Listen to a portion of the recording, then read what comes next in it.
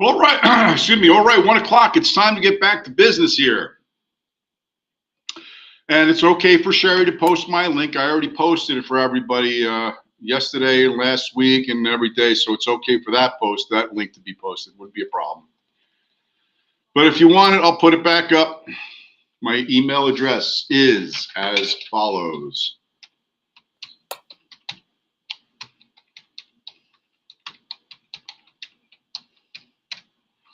tjensen at recareercenter.com. You can freely reach out to me anytime you want. We'll come back. Besides, guys, that was a link I previously posted. It was okay for her to post it. So don't get all over Sherry. It's okay. All right. So if anybody has any questions about policy, procedure, administrative questions, Lauren and I believe Lauren was on with you at lunchtime and answered all of those. So let's get back to business and move on. We finished our topic about evictions, and the next topics, moving on, would be different types of leases. So, first of all, a lease called a gross lease is typically a residential type of apartment lease, where the tenant pays a fixed monthly rental to the landlord. Maybe they pay your own utilities on top of that, but that's it. They're not responsible to pay for things like taxes, insurance, maintenance charges, or anything. Those come out of the money being supplied to the landlord. The landlord, who takes the check from the tenant, then pays all those associated tax, insurance, mortgage, maintenance costs out of that money. So a gross lease, once again, is typically a residential tenant's lease where they pay one fee to the landlord, except for utilities maybe, and that's it. The opposite of a gross lease is a net lease. Now, you may have heard a net lease, double net lease, triple net lease. They're all generally inferring the same thing except the amount of services being talked about. So let's talk about this. Under a net lease, and I see a couple of emails coming in. Guys, I'll answer those at break or at the end of the day. I'm trying to present information right now, but I will get to them. Don't worry.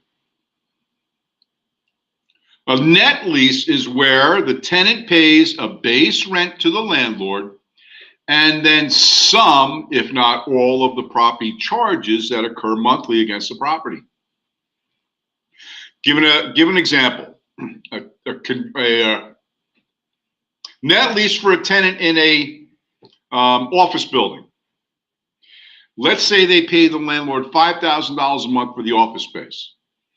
On top of that, they'll also pay things like the insurance charges, the taxes for that space they're renting, any maintenance fees, et cetera, on that property. If the tenant's only paying a couple of those charges, then it's called a net lease. If they're paying the majority of charge, it's a double net lease. If they're paying all of the charges, that's called a triple net lease. And if you're going to be participating in commercial net leases, you must be very specific in the lease to explain exactly what kind of a net lease the tenant has, and then delineate any and all responsible payments. So again, a gross lease, typically a residential tenant's lease, one fee to landlord, and that's it. A net lease, typically a commercial lease, a base fee to landlord plus the monthly associated charges with that property up to a certain full amount or just partial amount. Was there any questions between a gross lease or a net lease? Excuse me. Not seeing any questions, then let's move on. A percentage lease is the next type of lease. A percentage lease is usually used on a retail customer, where the landlord collects a base monthly rent for the space being occupied, as well as a percentage of the total sales over a certain amount of dollars. Can you explain that, Tim? Of course I will. Let me use a whiteboard. So let's just say, Macy's is occupying commercial lease at the Garden State Plaza, which they do. And now I don't know their true numbers. Let's say they pay $100,000 a month in rent, in base rent. That's their base rent of $100,000. I'm sorry, per month, not per year, per month. And on top of that, they may have to pay, let's say, 4% of anything in excess of $500,000 a month in gross sales. Now, in slow months when Macy's only selling $300,000 or $400,000 or $500,000 of inventory sales, then the base rent is all they pay the landlord. But come time for the holidays and special occasions, Macy's could be, let's say they have $1 million sales in 1 month. That means the landlord collects the $100,000 base rent plus 4% of the anything over 500 or 500,000, which means they're going to get and collect an additional $20,000 on the monthly rent because of the amount of sales that took place. So it was $1 million in sales. Anything over 500,000 is assessed at 4% over that, which is 500,000, $1 million sales. 4% of 500,000 is $20,000 on top of 100,000. So the tenant pays the landlord $120,000 for the monthly lease. Did anybody not understand what a percentage lease is?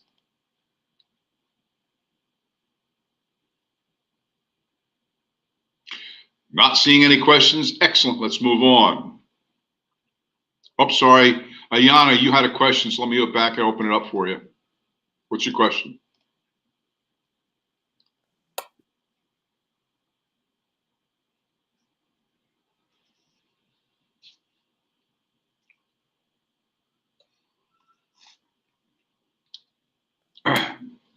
As Michael Corleone said, it's strictly business. It's not personal. Yes, it's all about business. It's not a residential lease. Is 20 mil a year good for real estate Najar volume? I don't know what you're talking about, Mike, and I'm not sure if you're talking about a lease or what you're talking about. If it's not pertinent to the topic discussed, I'm sorry, but I'm not going to be answering your questions. But if it's regarding a certain residential lease or a commercial lease, then okay, but I'm not sure what you're asking. Oh, so the question's removed. Okay. Okay, no other questions, so let's move on. There are other types of leases. There could be variable leases, there could be ground leases, oil and gas leases, water leases, there could be all types of leases. Air right leases. What? Yeah, remember, if you own property, you have the air rights above you as a right. You own the air rights above you. You could lease your air rights to somebody, or you could sell them. In this case, let's talk about leasing. You own a nice piece of property in a very strategically located place. In fact, it is the only place where a cell tower company could place their antenna and keep a good, strong signal for their clients. So they come to you and rent or lease your airspace to put their cell tower on. I know one client in this area, not this area, but out a little further west, makes $20,000 a month in air right leases to cell tower companies. Not a bad gig if you can get it. Also, oil and gas leases. Someone comes to you and says, you know, we've been doing some exploratory drilling and we find out that there's a big pocket of oil under your ground, Mr. Jensen. We'd like to access that so we can sell it for profit.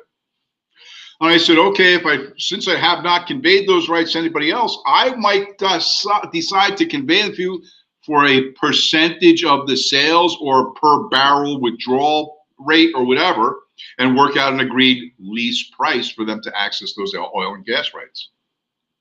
I could lease out ground alone, have a ground lease. However, a ground lease is typically a very long period of time. 49 years, 99 years, etc. Many different reasons to lease ground only. One would be somebody like a state fair. They need a place they can come back to all the time. So to create a long-term lease with somebody to reserve that lot for them to come back and use every year. All they're using is the ground. That's it. No other resources. They're not allowed to build anything permanent structures on there or whatever else the lease requires. Now, in the case of a long-term lease, of a ground lease, if the tenant does have the right of improvement, then the lease has to say what happens to those improvements at the end of the lease. Do they stay in the property and become the owner's rights? Or do they have to be removed when the tenant leaves? That must be spelled out in the ground lease. There are also variable leases, and we made mention of these before. And I said whenever a long-term rent term is incorporated, let's say 3 to 5 years or more, you would want to build in escalator clauses or step-up clauses over time to make sure that you're drawing enough income from the tenant to support all the expenses that may, in fact, go up over time. So there's many different types of leases. You need to be familiar with them all. The last topic we're going to talk about is property management. Now, I just concluded a 2-day seminar in property management. Really, I think it's a very good course, and people seem to get a big boost out of it. So what does a property manager do? How do they do their job and all that other good stuff? So we're going to finish up this chapter talking about property management. Now, property managers are a unique type of people. You may be a property manager. You may be hired as a property manager. You may hire a property manager or know of one. The fact is, there's a lot of demand for property management right now in New Jersey, and it's growing. What does a property manager do? Well, that's a good question. First of all, a property manager is an agent, most likely, for an owner. They're being hired under a contract. Or they are an employee of a building owner whose responsibility is to manage the property. The licensing requirement in New Jersey is this. If you are an employee of a building owner and you're asked to manage the building, you do not need a real estate license to manage it. However, if you are not a direct employee of the building owner and you're hired to manage the property, then it's required that you must do it under a New Jersey real estate license, which means you have to get a minimum of a salesperson's license and then go work for a broker who does property management in order to do property management. And then when you get your broker's license, you can go out and create your own property management company. Do whatever you want. So understand there are certain licensing requirements regarding property management. Was there a question, Ayana? Let me open it up for you.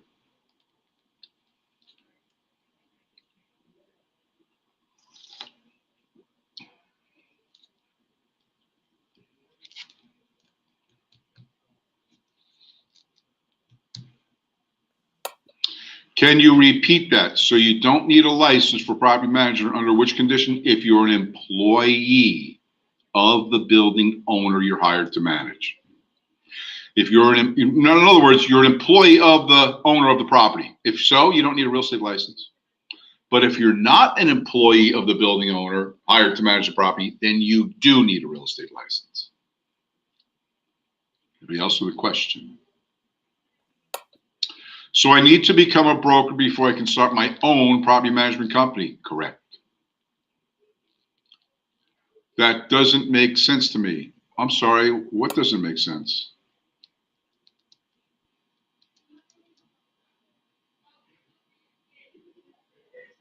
So just have them hire you. As an employee, that would be one way, then you don't need a license. But since you're getting a license anyway, go to work for a broker that's property management and they'll train you on how to do it. So as a salesperson, you can only work as a property manager if your broker is working in property management. Correct. If you're an employee, you don't need a license. If you're an employee of the building owner, you're hired to manage 123 West Main Street. If the owner of the building hires you as an employee, you don't need a real estate license because you're an employee delineated whose job is to manage the building. But if you're not an employee of that building owner and he hires you to manage the building, then you have to have a New Jersey real estate license. I hope that's clear. Anybody else with a question?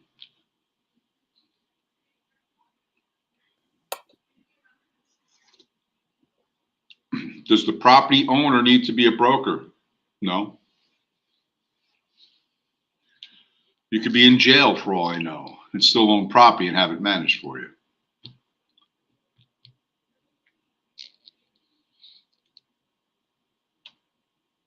See a couple more questions being typed, so I'll wait. Which situation is cheaper for owner? I couldn't answer that question. I'm sorry. If you're not an employee of the owner, then you are working as an employee of the broker. No, I didn't say that, Michael. If you're not an employee of the owner, all you have to do is be licensed and work under the supervising direction of a broker to do property management. I didn't say you have to be an employee of the broker. By the way, when you get hired by a broker, you're not going to be an employee. You're going to be an independent contractor. What's throwing me off is you saying if you are hired, that means you are an employee. Well, no. Now, wait a minute, guys. Hang on a second. Let me stop this conversation. I can hire you as an employee. Yes, that's true. I could also hire you as an independent contractor, which means you're not an employee. You're an independent contractor. So don't let the term hire throw you off. I think you're using it too literally here. Anybody else with a question before I move on?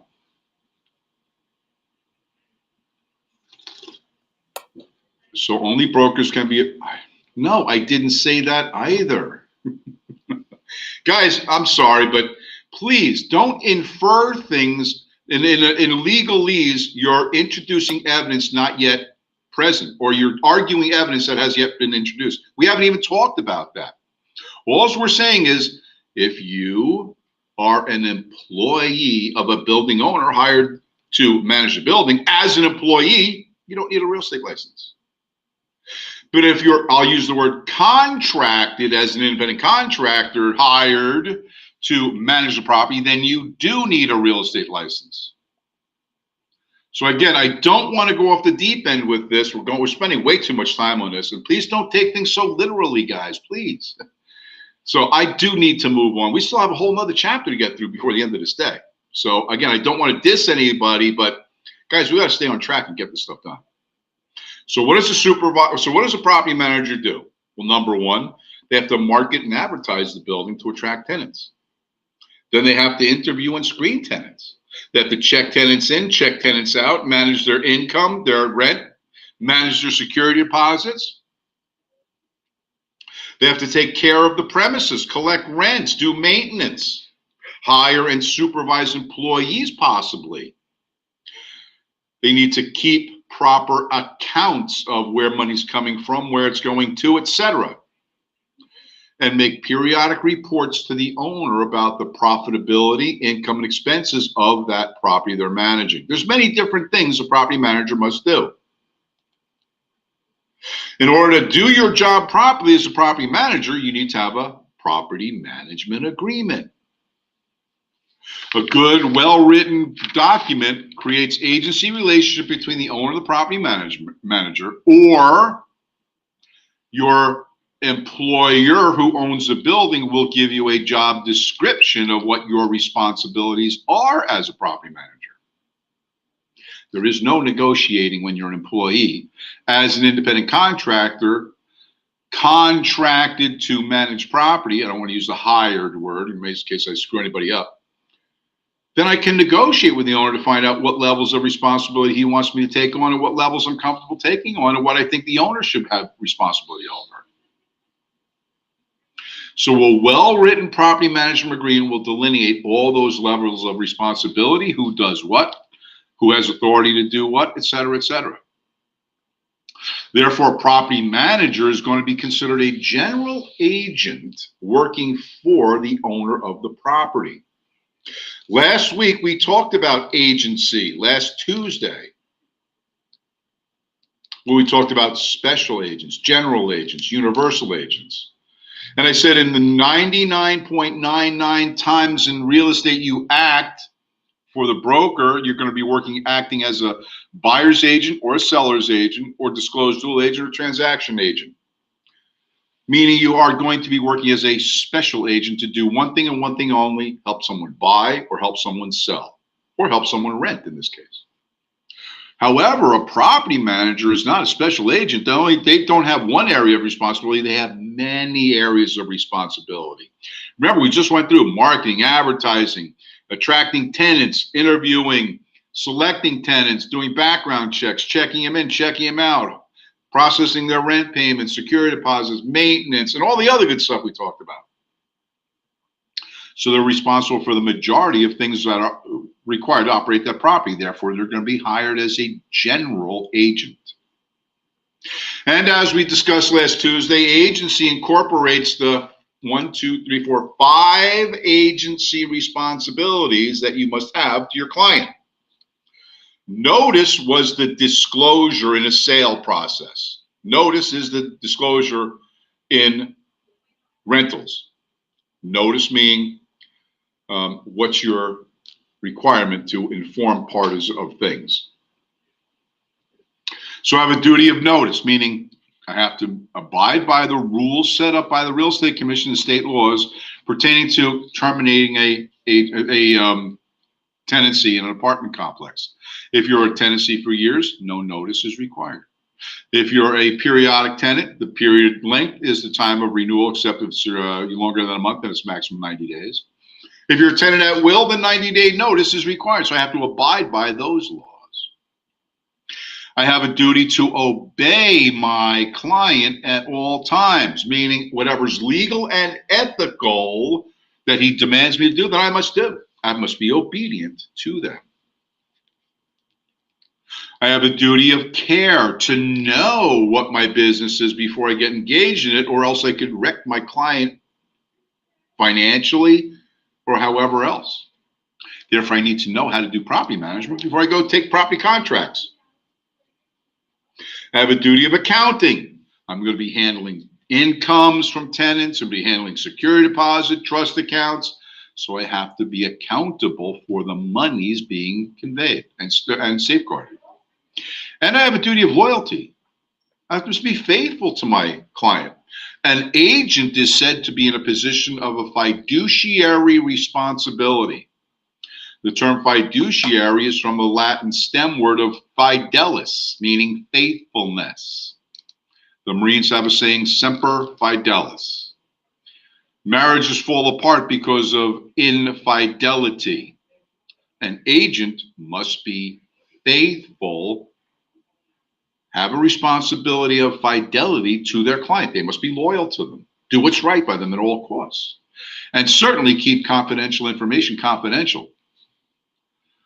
So these are the duties of an agent when working as a contracted hire to manage property for someone who's not your employer. But I want to make sure I put all of that in because nobody gets thrown off that way. So what are property management concerns? Well, number one, and I should ask this question, but I'm not going to ask you to respond. It's going to take too much time. I would assume, and I hate to assume, that everybody here has a household budget. Why do we have household budgets? To make sure that we don't overspend what we bring in as revenue or income. So as a property manager, I'm going to have to learn how to create budgets, counting for incomes and expenses, operating expenses, taxes, insurance, maintenance fees, employee salaries, things like that, management fees. But I may also have a line item in my budget reserving money for capital expenditures or improvements. So that's another budgeted amount of money I want to account for, so that when big ticket repairs come along, we have cash to pay for it, instead of going to the owner and say, hey, Mr. Owner, I need a check for 20 grand. I could pay for it out of cash if I budget the right amount of monies. Property managers are concerned with renting the property and setting rental rates. And how do they do that? Well, they have to scout the area and find out what other comparable apartment complexes or commercial tenancies they have and compare them to yours and see how they stack up. And if you're dollar for dollar equal, then your rent should be the same as your competitors. But if you're different, you have more amenities in a better location, then ask more rent. If it's not as good, then ask less rent. So you have to know how to set the rental rates of the building. Then you have to select your tenants, and that's a whole rigmarole of advertising, interviewing, background certification, checking, employment verification, financial disclosure, credit report applications, and all that other good stuff. And then when checking tenants in, you have to collect rents. And if they don't pay, then you may have to be responsible for taking them to tenant court. So whose responsibility is that, Mr. Owner? Yours or mine? Maintaining the property. There's 3 different types of maintenance. There's preventative maintenance, there's repair maintenance, and then there's capital improvement maintenance. You have to be prepared to handle all 3 at any time and plan for them. You have to hire employees for contract services, or you may have to rely on contractors or other independent contractors to perform services for you. You have to weigh out whether it's better to hire your own employees or contract out for services. You have to make sure the building carries the proper insurance, that the taxes aren't too high, and you can appeal the taxes for them if you wish. So as you can see, there's many different areas of responsibility a property manager must be responsible for. To finish up this chapter, the chapter wants to inform you that there are several trade organizations out there that are willing to help those property managers. BOMA being the chief one. The Building Owners and Managers Association, excellent international trade organization that keeps you posted with timely updates about current national, international, and local news, market conditions, rental rates, all kinds of things they can help you with. Community Associations Institute, another community-based organization that helps you understand how to interact and be more profitable in a certain community scenario. And then there's the Institute for Real Estate Management, IREM. And that's the one, if you're considering a future in property management, you want to get a hold of. IREM.org, I believe, is their website. Yes, in fact, at the end of every chapter, we put a useful website listing, and this one is IREM.org. IREM, the Institute of Real Estate Management, is the one school that will give you the Certified Property Manager's designation. It is approximately a 2-year course that costs between $8,500 and $10,000 to achieve. You have to pass tests and be proficient in certain things. And if you achieve your CPM designation, now you're the ticket that the big companies want to hire. And believe me when I tell you, it's a lucrative career. I've got once a month easily, I get a call from at least 1 or 2 headhunters. Hey, Tim, I've got this great property management opportunity for you. We see that your resume includes all this stuff and you're well qualified and we'd like to hire you. Starting salary, $150,000. What do you say? I'm like, sorry, kind of retiring. What? Guys, I got to tell you something. There are jobs out there offering you 6-figure plus to manage property for corporate clients. Big bucks can be made in the property management. So whether you're interested in getting to property manager or not, it's up to you. But if you are, you want to explore the CPM designation from IREM. Okay, that finishes up my presentation on the chapter. If anybody has any basic follow-up questions, now is the time to ask, because I'm going to go right into the chapter review questions for chapter 12.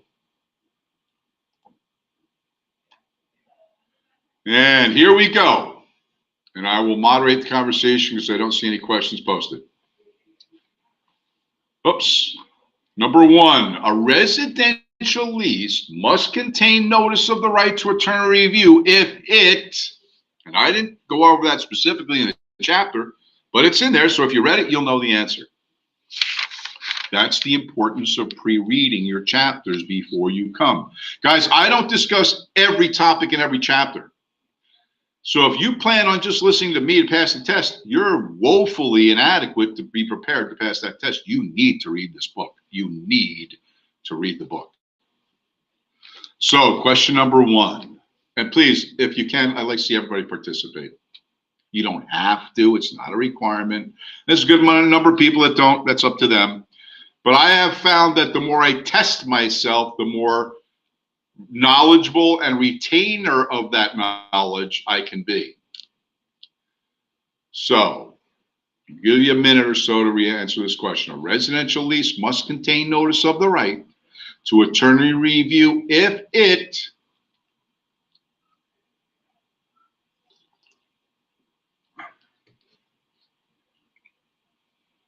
and geez, less than about a quarter of us have answered this question. I'm wondering, is everybody sleeping out there, or maybe you had that third martini for lunch and you just can't respond? I don't know. Oh, that's better. Now we got some responses coming in. So for those of you who did respond to question number 1, the answer is 60% of you are correct. Answering D is for a period of 1 year or more. Very good. Number 2, a lead-based paint disclosure statement must be included in the lease for any, and I know it was very specific in answering this before.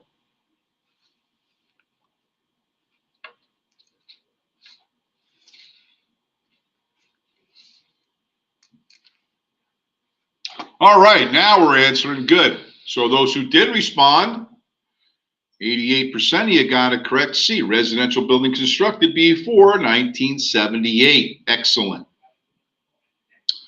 For question number 3, a lease is considered to be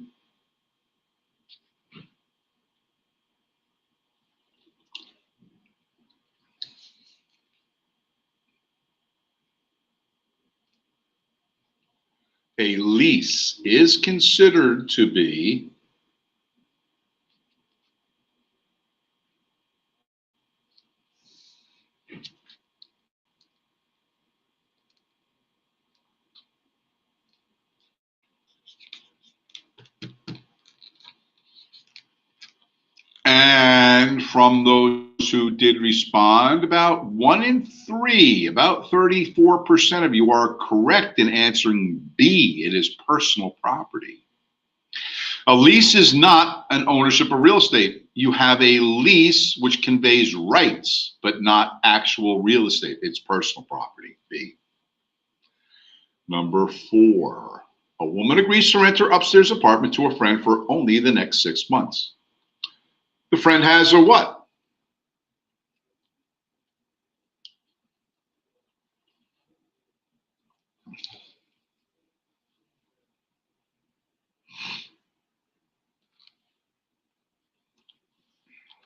A woman agrees to rent her upstairs apartment to a friend for only the next 6 months. The friend has a, and from those who have responded, I'm going to say 43% of you are correct answering A, an estate for years. The next 6 months infers a termination date. Therefore, it must be an estate for years. Number 5, the owner agrees to rent his upstairs apartment, which is subject to rent control, to a friend for month to month. To end the arrangement, the owner must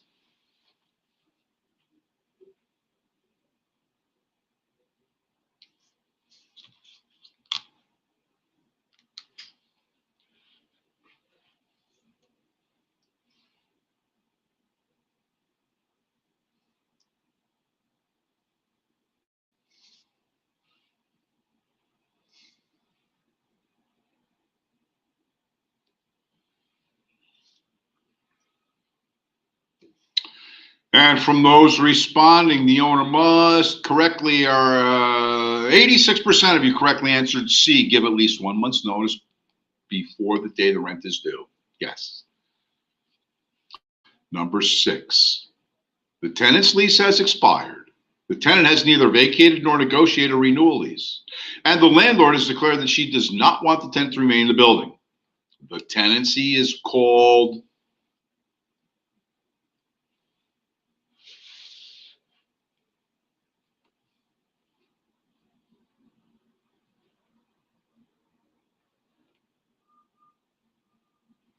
hmm.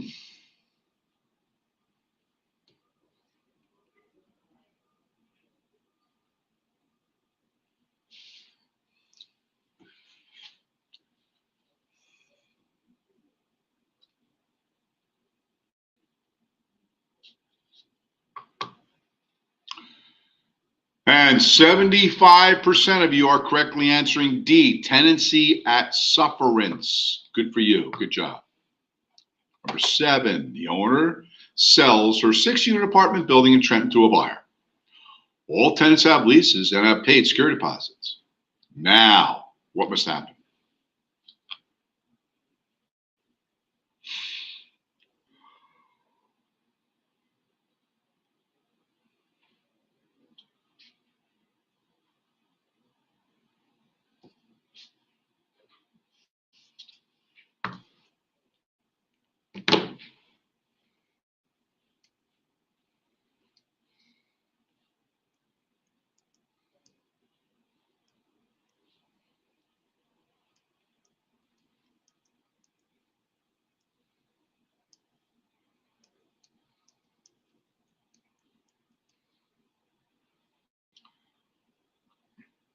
And 75% of you are correct answering D. The owner or the original owner must turn over security deposits to the new owner. Correct. Good for you. D is correct. Number 8, a lease, properly acknowledged, may be recorded if it's for a period of more than, and I didn't go over that either, but it's in your textbook.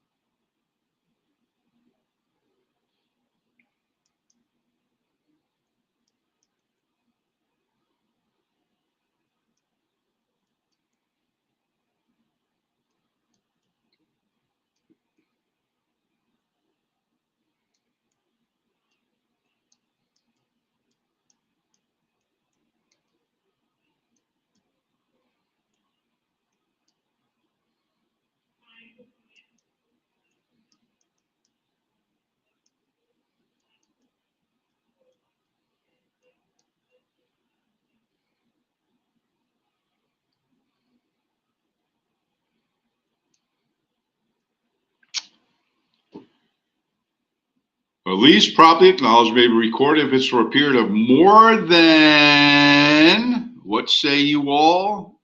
2 years. It's 2 years. B for boy. Only 30% of us got that correct. Number 9, the prospective tenant is entitled to an attorney review of a residential lease that runs for as short a term as.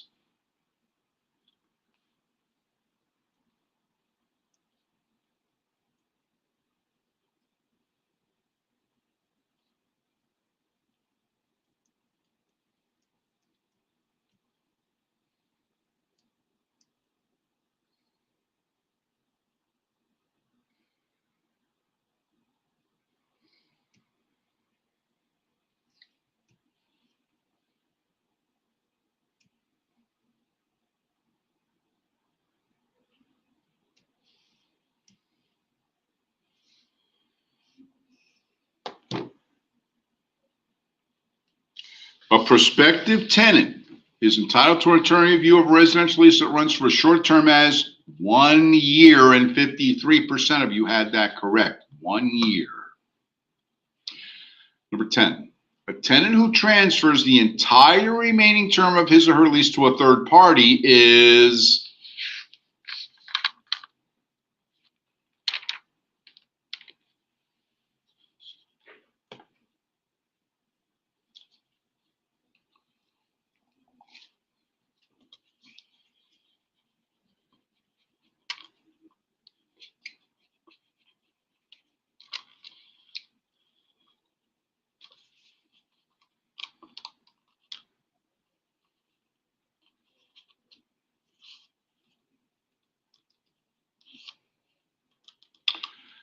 And 59% of you correctly answered assigning the lease. B for boy. An assignment is a transfer of the entire leasehold estate to another person. A sublet is a transfer of less than the entire freehold estate, leasehold estate. Number 11. Right? I got that right? Yes. Okay. Number 11. An apartment lease agreement states that it expires on April 30th, 2022. When must the landlord give notice that the tenancy is to end?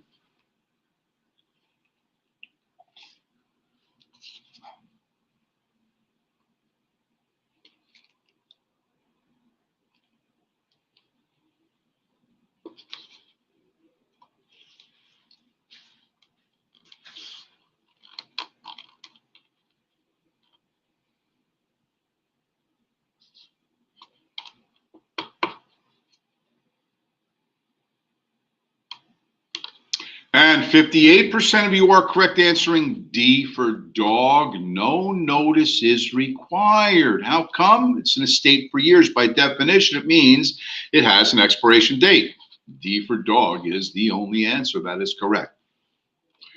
Number 12. If a tenant falls 3 months behind in rent payments, a landlord may...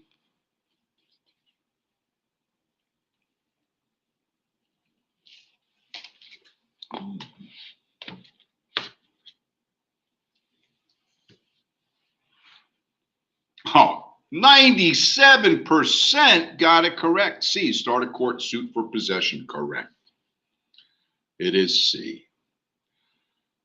Number 13, even when there is a lease, if a landlord turned the heat down to 55 degrees, the tenant may move out and stop paying rent because of...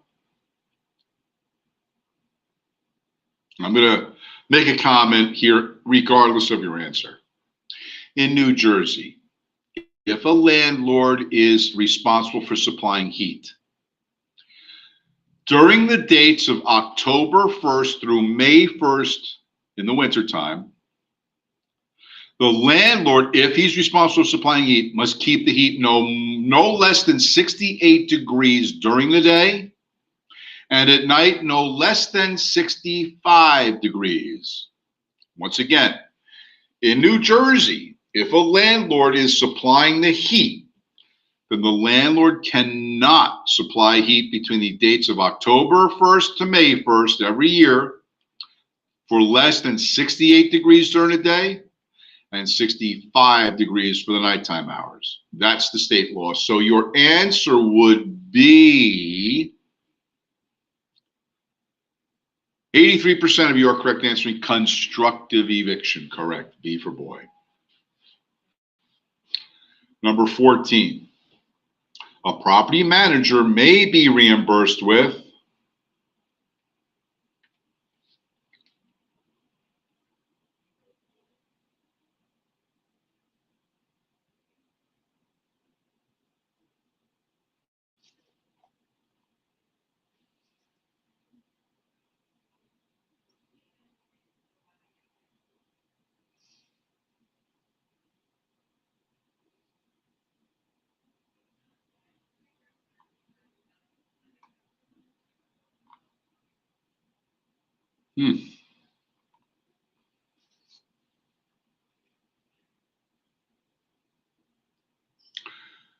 Question 14, a property manager may be reimbursed with... 55% of you are correct answering A, a percentage of rentals. You can't get paid by rebates from suppliers. That's called a kickback, and that's illegal. You can't be supplied with key money because that's money that goes towards the purchase of the trade fixtures in the purchase of a business. So A is the only answer that fits. Number 15, in New Jersey, rent security deposits...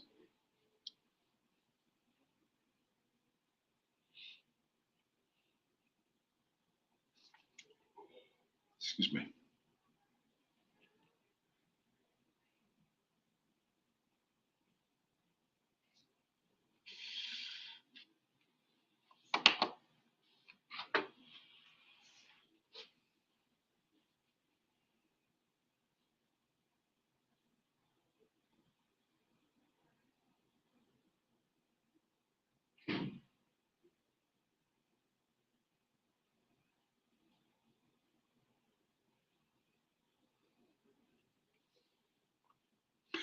And good, 80% of you got it correct. A, must be kept in an interest-bearing account. Correct. Number 16, after a landlord has properly placed a tenant security deposit in a bank account, then what?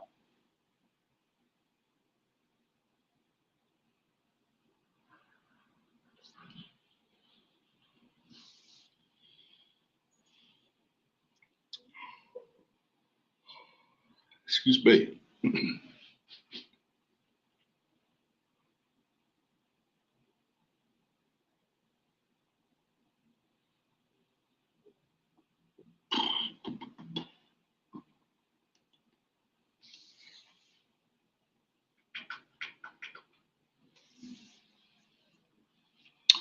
Then 87% of you are correct answering A.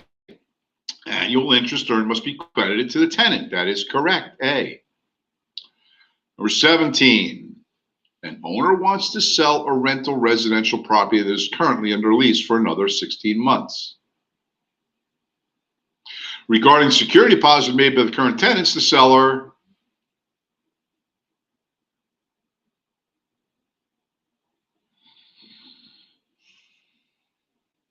ooh,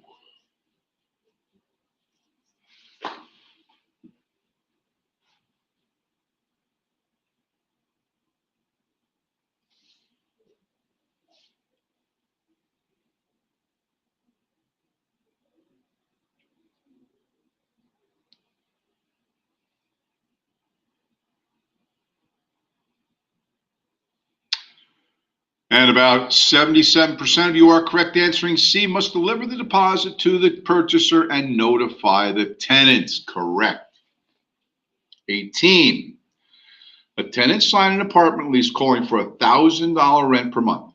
According to New Jersey law, the landlord may also require a maximum security deposit of, remember I told you about spelling errors? You can see in several of these questions, they've had quite a few spelling errors already.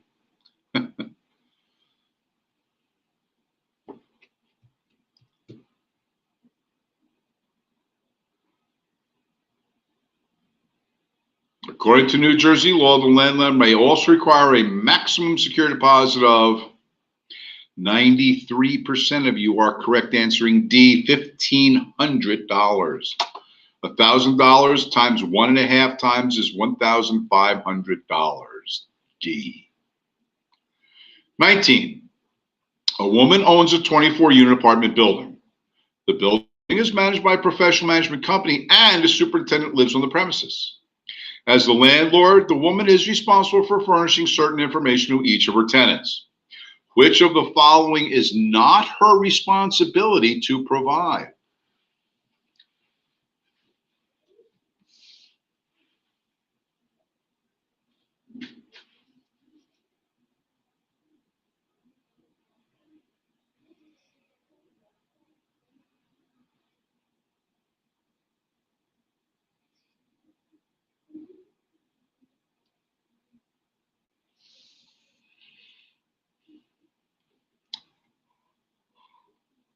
Excuse me. She does not have to provide, in which 60% of you agree and are correct in answering D, the name of the local housing inspector and health official. It's up to them to find out if they want. 20, a gross lease is most likely used for the rental of,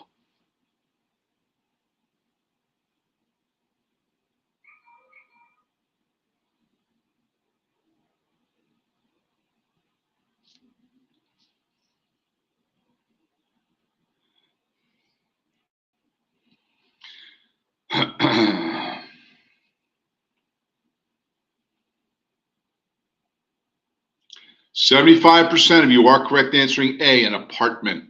And I said it, gross lease is typically a residential apartment type of a lease, A. 21, with a triple net lease, the tenant pays,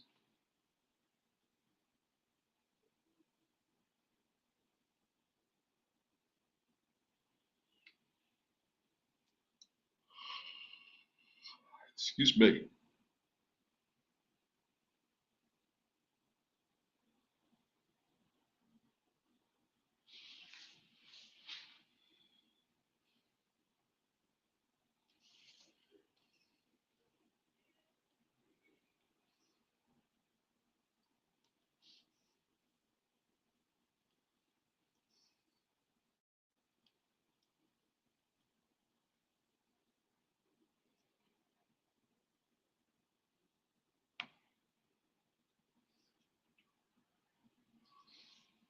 With a triple net lease, the tenant pays everything but the mortgage.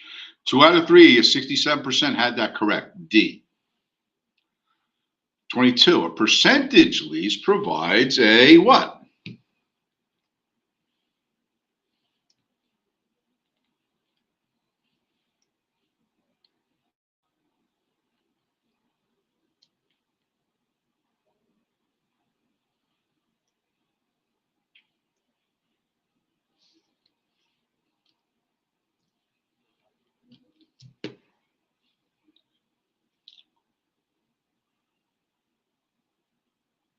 A percentage lease provides for 88% of you got it correct. C, definite monthly rent plus a percentage of the tenant gross receipts in excess of a certain amount. Exactly. Good. 23, a ground lease is usually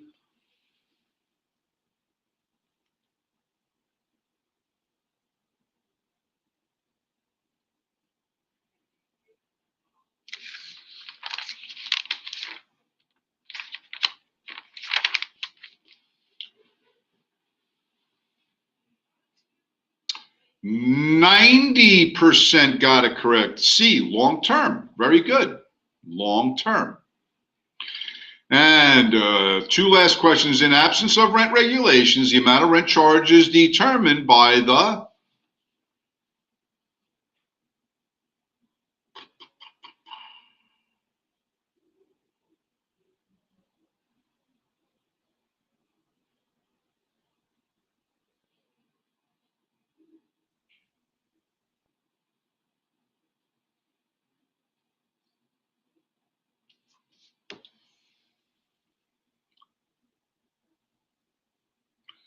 and 2 out of 3 of us, about 66% got it correct. B, principle of supply and demand.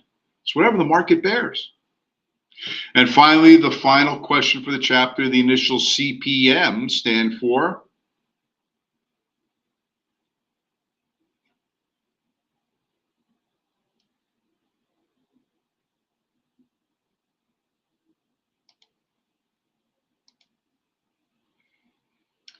And 96% of us, way to go, got it correct. C, certified property manager. Well done. Okay. If anybody has any final follow-up questions, submit them now in the chat section because I'm going to be moving on to the next chapter, 13 mortgages. So give me just a second while I pull that up.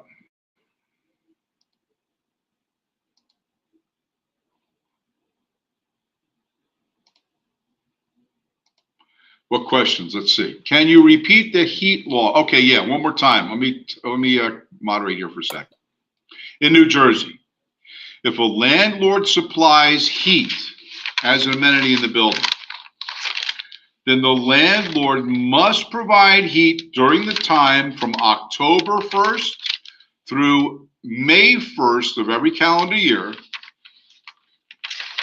that the heat must not be below 68 degrees during the day and 65 degrees at night. If you're looking for that in your book, it's on page 208 of the 14th edition under maintenance of premises, the last paragraph, where the landlord furnishes heat between October 1st and May 1st. All rooms must be heated to at least 68 degrees from 6 a.m. to 11 p.m. and at least 65 degrees at night. So there you go. What was 22. Guys, all the answers, by the way, the review questions are in the back of the book. You can always look them up. For number 22, however, the answer was C. For 24 was B for boy. Number 5 in the book states not subject, so just a little discrepancy. Number 5, the owner agrees to rent his upstairs apartment, which is not subject to rent control. It doesn't matter if it's rent control or not. It's still a periodic estate, and therefore must give at least 1 month's interest, 1 month's notice. The answer to 17, again, that's in the book, but it's C for Charlie. For question 11, why would it be 3 months in advance instead of no notice? 11. Because it's an estate for years. That's why no notice is required.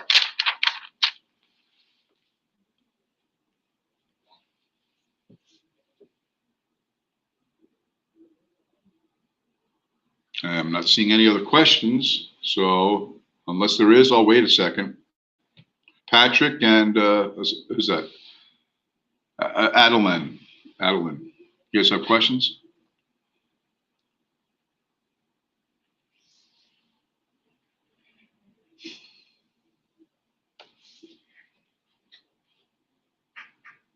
Guys, do you have questions or just leave your dialogue bars open? You're killing me if you are.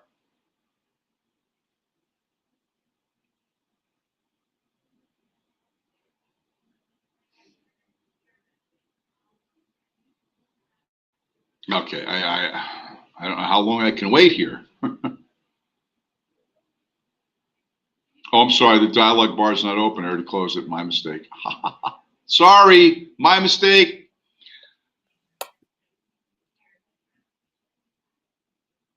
Is a residential rental where utilities are paid by the tenant, is that still considered a gross lease, or would it be not? It could be a gross lease, most likely is. If a company said they need to drill for oil in your property and you rent it out to them and take percentage of it, why is it a ground lease and not a percentage lease? It's not. It's probably an oil or gas lease. It would be neither a ground nor a percentage lease. It would be an oil and gas lease. Should I upgrade from my 13th edition to 14th edition? You don't have to. I know the owner can't raise rent until the lease is done. Where'd that question go? But when if the demand expense increased for the, I'm sorry, I lost your question again. But what if the demand expense increased for the landowner? They would still have to wait? Yes. Also for number 10, why wouldn't it be subletting for this case? Because it's a transfer of the entire leasehold estate, not a part. Doesn't the landlord charge whatever he or she wants if no regulation in place? Exactly. Why is heat allowed to be lowered at night when it's cold? What? Why is heat allowed to be lowered at night when it is colder? You're asking me a question well outside of my pay grade, Gary. For that, you can call the Department of Community Affairs or somebody else, and how they come up with the regulation, I don't know. I'm just relaying information. I just mean that number 5 on the screen was subject, no biggie. I just mean that number 5 on the screen, was that question number 5? The owner agrees to rent his upstairs apartment, which is not subject to rent control, to a friend from month to month. Already we know he has a periodic estate. To end the arrangement, the owner must give 1 month's notice. That's a very simple, straightforward question and answer. Sorry, this is a random, but do you know exactly how many terms we should be studying for the test? Every one of them, Taryn, every one of them. They could all at any time be on the test.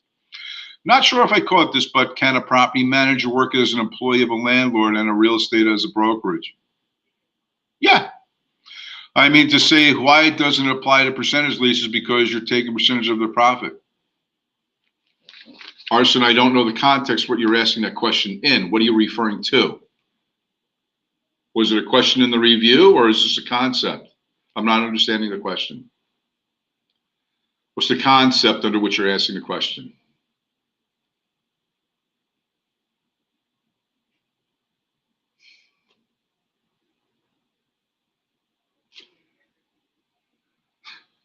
Help me, guys. I want to answer your question. Help me.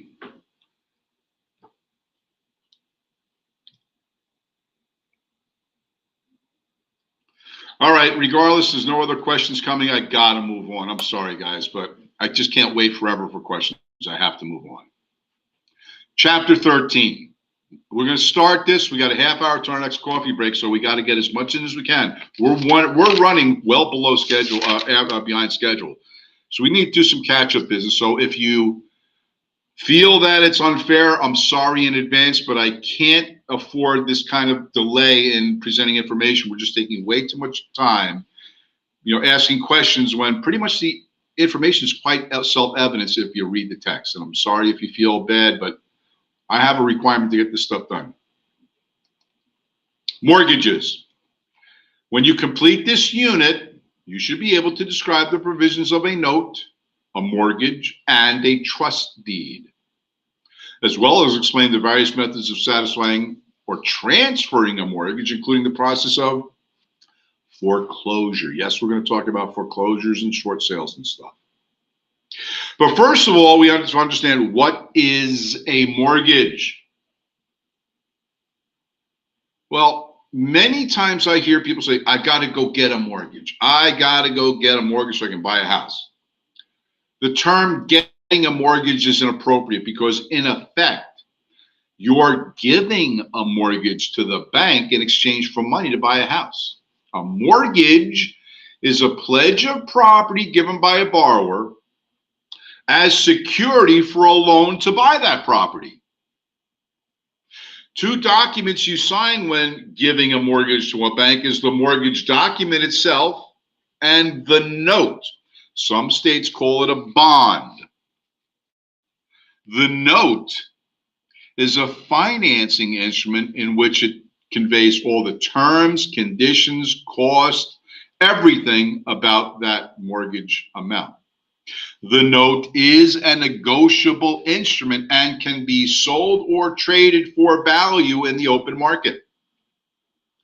The mortgage document, on the other hand, is a piece of paper that serves as a security instrument.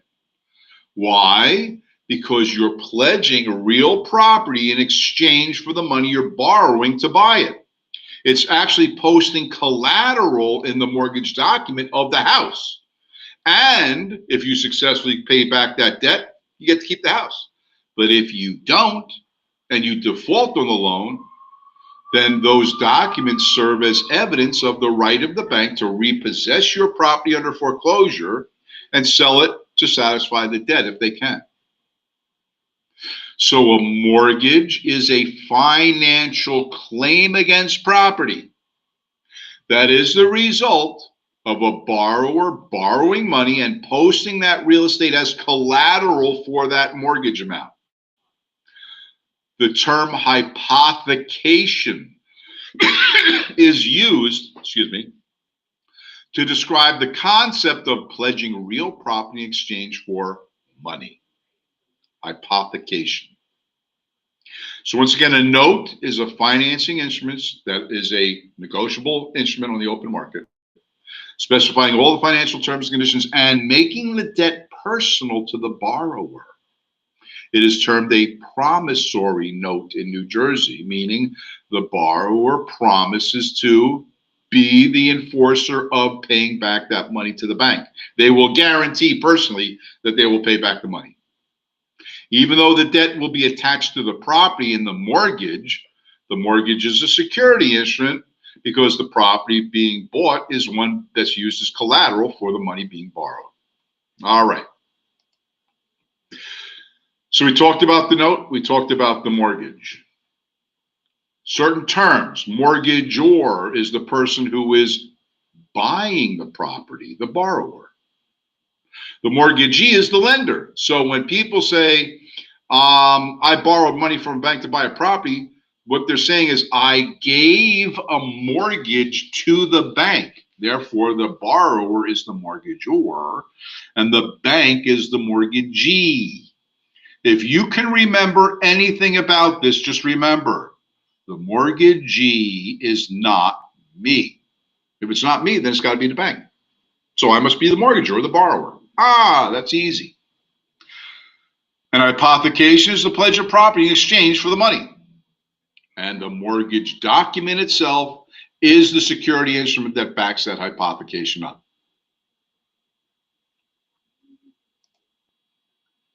Now, there are some states in the US of A that are trust deed states, meaning when you buy a property, the borrower doesn't get the deed, the bank does.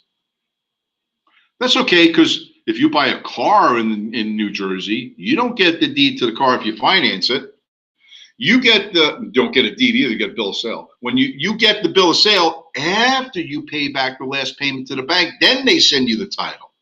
Same thing with trust deed states. As soon as you make your last payment to the bank, then they send you the deed of ownership as proof of payoff. So the deed or deed of trust conveys real property title rights from one party to another. If it's kept in a trust, that means it can't be touched until certain things happen. One, they complete their payments, then it's released to the borrower, who is no longer a borrower, but a owner. Or they stop paying, then the bank retains the deed and makes it easier to foreclose on a client. And their eviction process can go much quicker. On average in New Jersey, from the day a client stops paying their mortgage to the time they're evicted, prior to COVID-19 was an average of 3 years in a residential eviction. A residential foreclosure and eviction process on average before COVID-19 was on average 3 years. That's how long it usually takes. But in trust deed states, it can take as little as 1 year, because the bank already has ownership of the property through the deed of trust and doesn't have to regain it through a court process. All they have to prove is the delinquency of the client, and they can proceed to foreclosure very quickly. All right.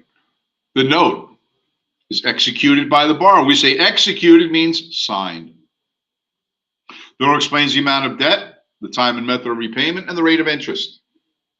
And whoever has an interest in the property must sign the note, the promissory note, which is a personal guarantee to repay the debt and serves as a financing instrument.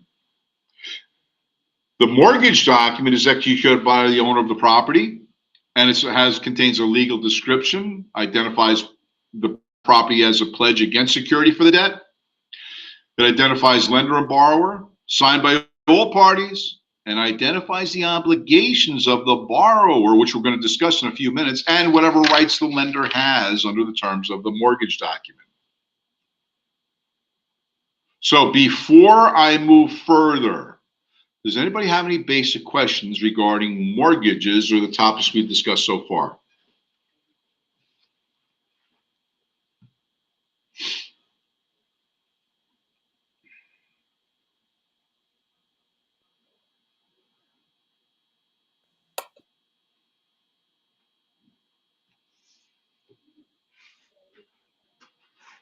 Sayaka Sung, I'd like to know about what time Unit 5 will end.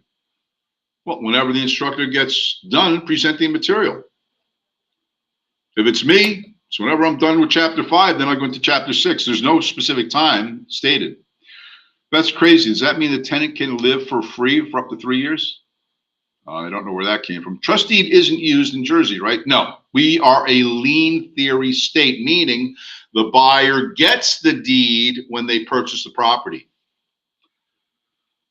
Was the average length of a mortgage? There is no average, but if you were to ask me, average mortgage companies are offering mortgages usually anywhere from 15 to 30 years on average. There's no average, however, it's whatever the borrower and the bank decide. Does the bank hold on to your deed in New Jersey? No. Can a mortgagor be a buyer and a mortgagee a seller also? Yeah, if the seller is the financer, yes. In other words, seller financing package is arranged. So if I wouldn't, I guess, so if an owner, oh boy, you missed. Conveying the property to converting, boy, I'm having a problem. So if owner, I guess, is converting the property to condos, he must notify you 2 years and 2 months. I'm sorry, James, can you come back with what you're talking about? How does that pertain to a mortgage document? I'm a little confused on what you're asking, James. Can you specify? And how does that relate to the mortgage documents we're talking about? From Chapter 12, we're on Chapter 13 now. We're not on Chapter 12 anymore, sorry. Can you tell me what a mortgage means again? Really? Really? Come on. Guys, I'm sorry, but Takima Moore, one more time. I'm going to have to moderate the conversation delay. A mortgage is a promise to pay a bank back for the money that they borrow to buy a house using the collateral as the bank, the house as collateral for the loan. That's what a mortgage is. A mortgage is a financial claim the bank has because of the mortgage, which means they have a right or interest in that property for the amount of money they lent. And the property is being held as security by not held as security, but is offered as security against that debt. So the mortgage is the debt owed to the bank and the bank's right of an interest in the property for the money it receives from it and the collateral of the house. And a mortgage is different from a promissory note, and that the promissory note is different. It is a financing instrument. The mortgage is a security instrument. The note, a personal guarantee to repay, specifies all the terms and conditions of the mortgage and is marketable in the secondary markets. So there's a definite difference between mortgage and note. But again, I think that was pretty self-evident if you had read the chapter. If not, then maybe we need to rewrite some of these parts of the book to make it more easy to understand. But regardless, guys, we got to move on. We're already running again behind. So what are the duties of the mortgage or the borrower? Number one, the primary duty of the borrower is to repay the debt. So if your mortgage payments are $1,571.21 a month, that means every month for the length of the term of the mortgage, you have to pay the bank that amount of money to repay the debt. So your obligation, number one, is to repay the debt. Number two, make sure that all the property taxes are being paid. Whether you pay them directly or the bank pays them, ultimately is the homeowner's responsibility to make sure those real estate taxes get paid. In fact, there's many homeowners that have gotten notices from their tax department saying, hey, you're delinquent on your taxes. And you call up your bank and say, hey, you're supposed to pay my taxes. What's going on? Oh, sorry, processing area, we'll get it out. And then they pay and everything's fine. But it ultimately is the homeowner's responsibility to pay those taxes. The homeowner must also maintain proper property insurance on the property to ensure against the financial claim of the mortgage company should you default. Remember, they're going after your property if you default on the mortgage. Therefore, you have to keep it in good condition under the maintenance, the property maintenance agreement that you have as a duty of the mortgagor. You must maintain that property in good condition. And here's another kick in the teeth, believe it or not. This is ridiculous in my perspective. Obtain permission before doing any major repairs or renovations. What? Yeah, if you're redoing your house, updating it, adding an addition or something, you're supposed to call your mortgage company and ask permission before you do that. Remember, they have a financial claim and interest in your property until the debt's paid off. Therefore, maybe you should call your bank and let them know what you're doing, see if it's a good idea or not. They have to maintain the property in relatively good condition and secure permission before adding any secondary mortgages within 30 days of making the original loan. That's usually a requirement on most mortgages. So now let me open it up real quick to any discussion of topics being covered.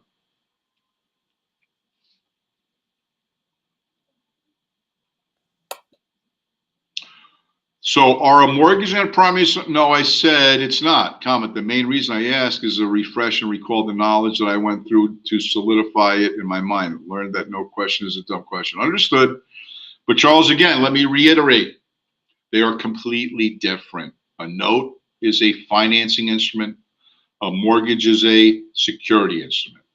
A note is a negotiable instrument on the secondary mortgage markets that can be sold at any time, and often is. A mortgage is not. A mortgage is a security agreement between the borrower and the bank to use the house as collateral in case the borrower defaults on the loan. So when you want to physically update your house, you have to get a permit from the housing board and permission from the mortgage. That's what this is saying, Rachel. But I'm going to tell you something. I'm putting in brand new windows in 2 weeks. I'm not asking my bank for permission. I recently renovated the entire kitchen, redid the whole thing. I didn't ask permission for that. What the bank wants to do is make sure that if you're going to do something, you're not harming the value of the property. That's really what they're concerned about. 9 times out of 10, homeowners do the right thing and improve the value of the property. But there's always that one guy. Thinks he knows what he's doing, winds up burning his house down or something. There's always somebody. Do we get a copy of these slides you were using? No, Gary. In fact, it says right on copyright 2020. So, no, you can't. Sorry. I don't offer them. The school doesn't offer them. All right, not seeing any other questions? Let's move on. Other clauses in a mortgage, an acceleration clause. What's that? Well, in case of default on the borrower's behalf, an acceleration clause would be used by the bank to demand the entire debt, principal borrowed, plus any and all interest owed, not just to date, but for the life of the loan, plus any default interest payments or late payments. The entire amount of the debt becomes due and owning immediately right now today. In other words, they accelerate the entire debt, make it due and payable today if you default on your mortgage. Why do they do that? First of all, they have to prove that you're not paying your mortgage. And if you're not paying your mortgage on a monthly basis, that's pretty easy to determine. But then by offering the second way to pay off the debt and you decline that or can't do it, then you prove to the courts that, listen, we offered different types of scenarios they could pay it off, and they didn't choose even one of them. But an acceleration clause is used by the bank to accelerate the debt and make a total amount of debt due and payable immediately if you default. A defeasance clause is used when you pay the debt off. If you have been so fortunate to send your last mortgage payment to the bank, they in turn will tell you that you have defeated the mortgage interest, meaning it's done, you're over with. And because of that, they send you and typically record a satisfaction piece in the public record, stating that the borrower has satisfactorily paid all debts according to the note, and therefore the debt has been defeated. That's called a satisfaction piece, when no further claim against the property results from a paid-off mortgage. The note is a negotiable instrument, as I said, and may be sold by the lender. So if you bought a house at some point, there's a very high likelihood that months after you bought the house, you got a note from some weird bank that says, hey, we now own your loan. So nothing about your loan payment has changed. You make the same payment, but instead of making it to the old bank, you make it to us. What happened is that note was sold to another investor, and now you owe the money to the new investor. I'll show you later tomorrow how the secondary mortgage markets work. There may be, but not very likely, in a mortgage document, an assignment of the mortgage. Now, just like a lease, assignments of mortgages aren't automatic or permissible unless all parties in the deal agree. So I'll tell you what, I'm buying a condo for the son. After we bought it, I'm going to transfer the debt over to him. And now it's his responsibility. I'm going to assign the mortgage to him. Well, if the bank disagrees, then no, you can't do that. But if they do allow you in writing, and all parties have to agree in writing, then the assignor who assigns the debt to the assignee is responsible if the assignee doesn't pay. Even though you assigned it to him, he doesn't pay, you're responsible to repay it under an assignment of mortgage. Satisfaction of debt is when you've defeated the mortgage. They send you a satisfaction piece stating so. Now, the term recording mortgages has to do with the Public Recording Act. So we're going to talk about that later this week. However, mortgages are recorded in public records for one reason only: to establish the priority of the lien. Now, when a mortgage company records the mortgage, in order for a document to be recorded, the signature on the document must be acknowledged, and then it can be recorded in the county courthouse by paying a fee to record it. By recording your document in the public record, they have established public notice of a thing. So when a mortgage company records the document, they give public notice to the world that, hey, we're the bank that lend these guys money, and they owe us money in order to buy that property. You have to pay us off to get that property. And because they're recording it, it establishes a priority of lien. So if I'm the first bank in to record, then when it comes time to pay up, I'm going to be the first bank to collect. If that owner had other loans or debts against the property, they may have been recorded at a later date. And if so, then they get paid secondary and tertiary and et cetera, et cetera. If I'm the first one in to record the debt, then I get paid off first from the proceeds of the sale after the property tax has been paid. So mortgages are recorded to establish priority of lien.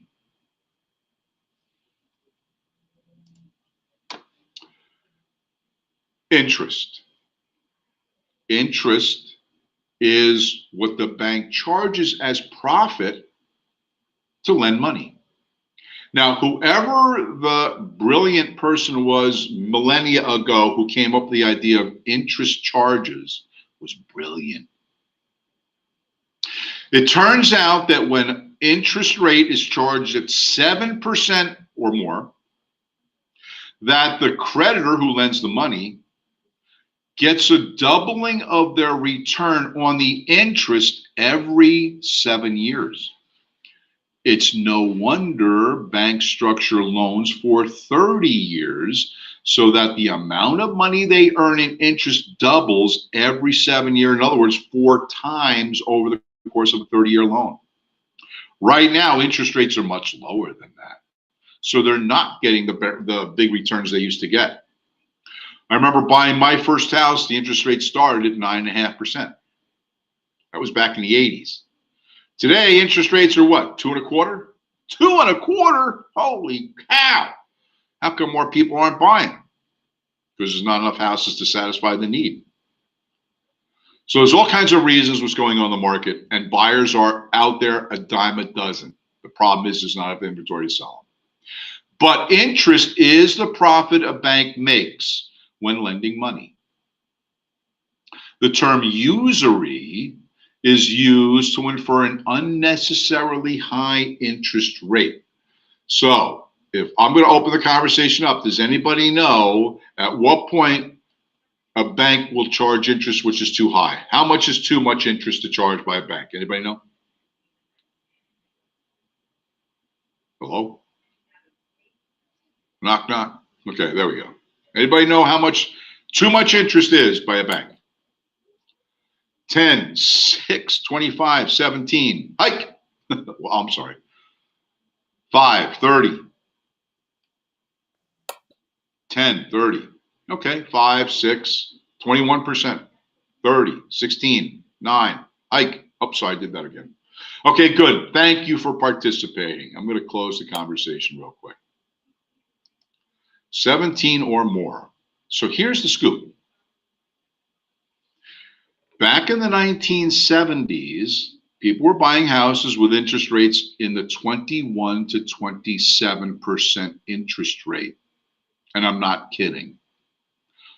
Wow. No, I'm sorry, being very serious. The 70s economically were a disaster. We were in a very bad economic condition. Businesses were in the toilet. Stock market was depressed. Incomes were down. The economy was tanking. A lot of problems.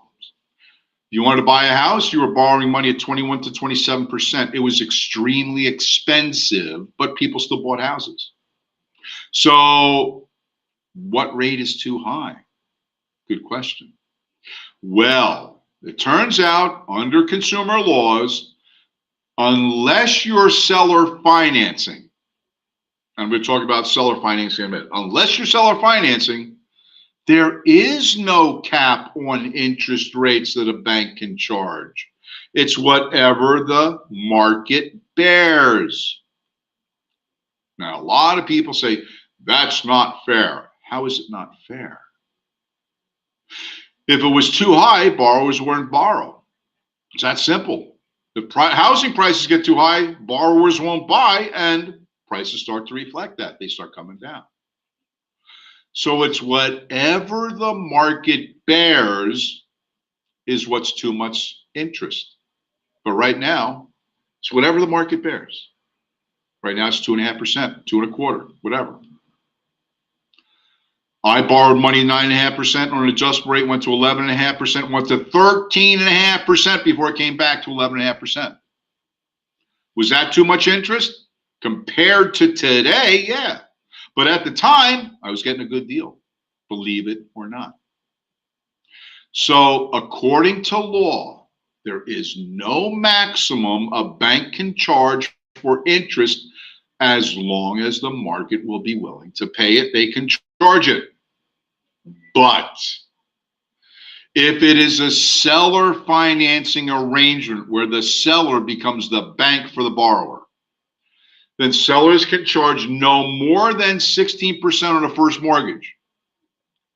However, they can charge as much as 30% when they're selling their own primary residence as the property being conveyed. So in a seller financing arrangement, if I'm selling my own house, I can charge up to 30% if I want to. And if the consumer agrees, then I can charge it. But if I'm selling any other types of property that they own except for my primary residence, I can't charge more than 16%. So interest rates are confined as far as seller financing, but they're unrestricted in the free market for any other bank offered financing. It's called usury when the bank unnecessarily charges high interest rates. But interest is a function of the market, whatever the market bears. One last topic before we break for coffee, and that is imputed interest. Imputed interest is a concept developed by the IRS, of course. You know where they are, Big Brother. Well, here's the thing. Let's say you're a buyer and you can't qualify right now for a mortgage at 2.25%. Something's wrong. You got a bad credit history or something. You come to me and say, "Hey, Tim, can I buy your property? I'm a good guy. I got a good bank account, make good money. Just I had some medical problems and it caused my credit to go tanked up. But I can still repay the loan. Would you be the seller financing for me? And if so, I may have a heart of gold and say, tell you what, if you give me a big enough down payment, I'll charge you an interest rate below the 2.25% banks are offering. I'll charge you 2%. What a great deal. So we make the arrangement. When I file my taxes, the IRS, when upon reviewing my taxes, sends me a letter and say, I'm sorry, Mr. Jensen, but we're going to amend your return to reflect a higher payment that you owe the government because you used an under market interest rate below what the national average is. Therefore, we're going to impute that you charge the higher amount and charge you on income, though you didn't receive it, as if you collected under the higher amount. What? Yeah, they're penalizing me for being a good egg. It's called imputed interest, and this is how the IRS gives it to you when you're trying to be nice to people. Isn't that nice? Again, and one last topic, I'll squeeze this in. There are no prepayment penalties on consumer loans in New Jersey, period. You want to pay off your debt early? You can. No prepayment penalties in New Jersey are allowed. There are some states that do charge prepayment penalties, but New Jersey has no prepayment penalties. So whenever you want to pay a debt off early, you're welcome to, and you will not suffer a prepayment penalty. So with that in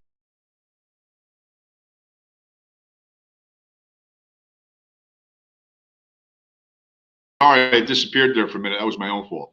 It's time to take a coffee break. It's 2:30. So I'll leave the conversation open. You guys can chit chat amongst yourselves, but at 3 o'clock, I'll return. We'll finish up this chapter and we'll do the reviews and we'll be done for the day. So I will see you at 3 o'clock.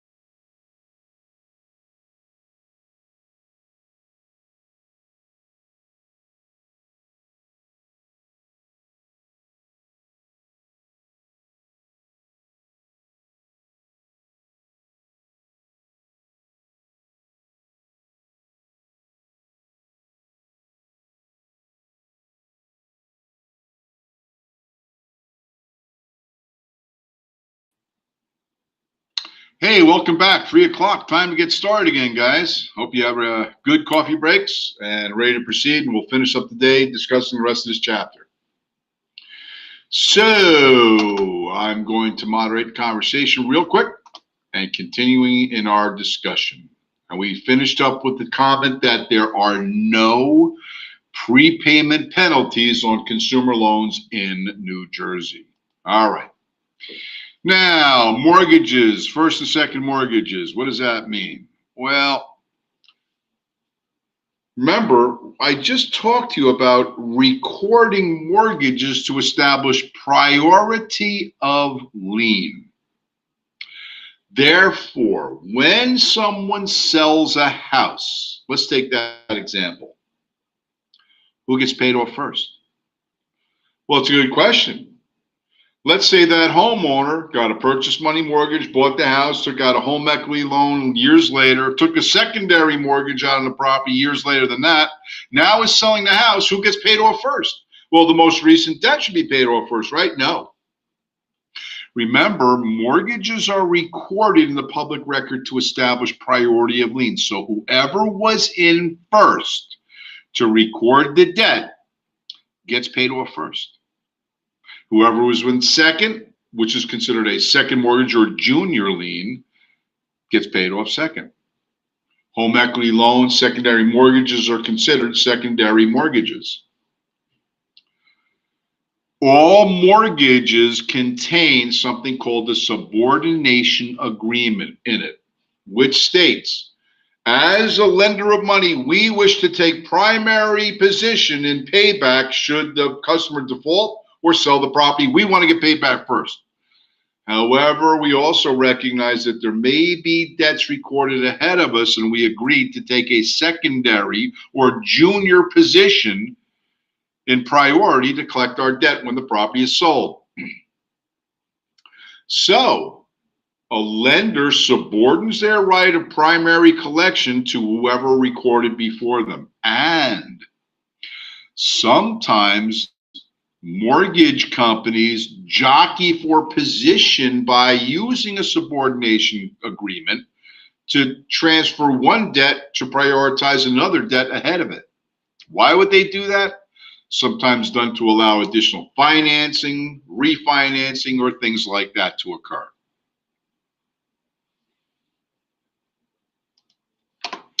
Other mortgage activities, satisfaction of the mortgage lien. We talked about this, right? When you pay off your debt, the bank records a satisfaction piece in the public record in your favor stating that you paid off your debt. Was there any question about what I'm talking about? Oops, sorry, I did it again. Let me remove that. Was there any question about satisfaction mortgage or first and second mortgages, subordination agreements, anything like that? There's a question. I'll hang on. No, maybe not.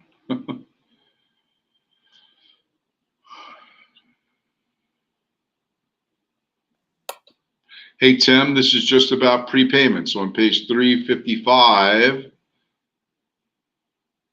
I know. So, Michael, you're looking at a standardized federal form for closing an integrated disclosure statement. And on that, it lists all the, if there are any prepayment penalties. However, in New Jersey, there are no prepayment penalties. So in that column, the attorneys or title companies would check not applicable or state not in New Jersey.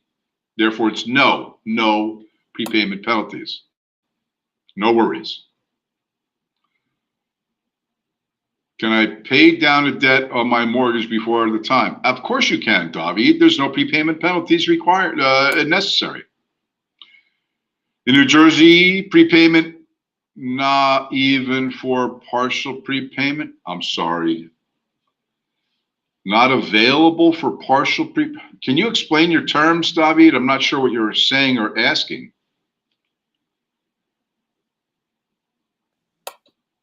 Not applicable. In New Jersey, prepayments are not applicable, even for partial prepayment. Yes, I think I understand your question. Yes, it's not applicable. Yes.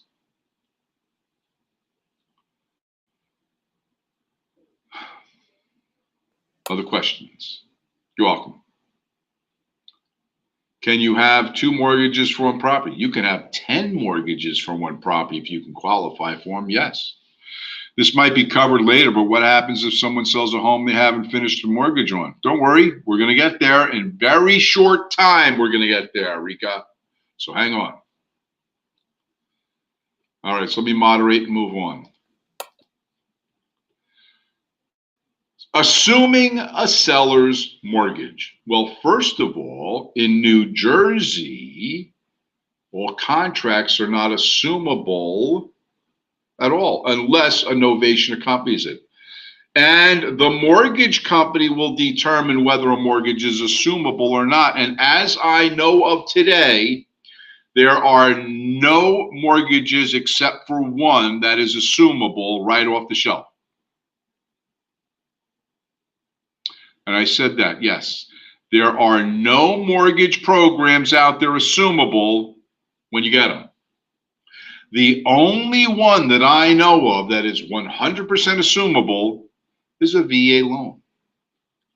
All other loans state on the documents this loan is not assumable. However, if a borrower can meet credit obligations or screening of the bank offering the mortgage, then maybe if the mortgage company allows, they would allow a buyer to assume a debtor's mortgage and take over payments.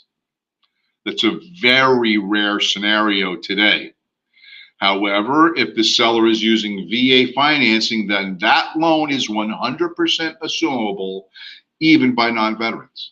And we'll talk about that tomorrow. So in New Jersey, most loans are never assumable except if they're VA loans. Now, buying subject to a seller's mortgage can be very confusing. I'm going to try to clear it up here very quickly. Let's say you're buying a house and the seller states, I have not repaid the mortgage amount on this amount, and I have no intention of repaying it. Well, wait a minute. How am I going to get clear title from you if you have an open mortgage on the property?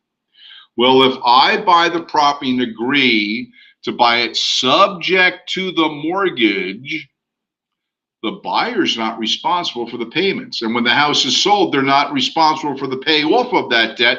The original borrower was. Or you could find a foreclosure sale through a sheriff's auction that you may buy, that you are buying subject to an existing mortgage or debt on the property, which means then something completely different. So if you're buying a sheriff's foreclosure and it's subject to an existing mortgage, you may be responsible for that debt.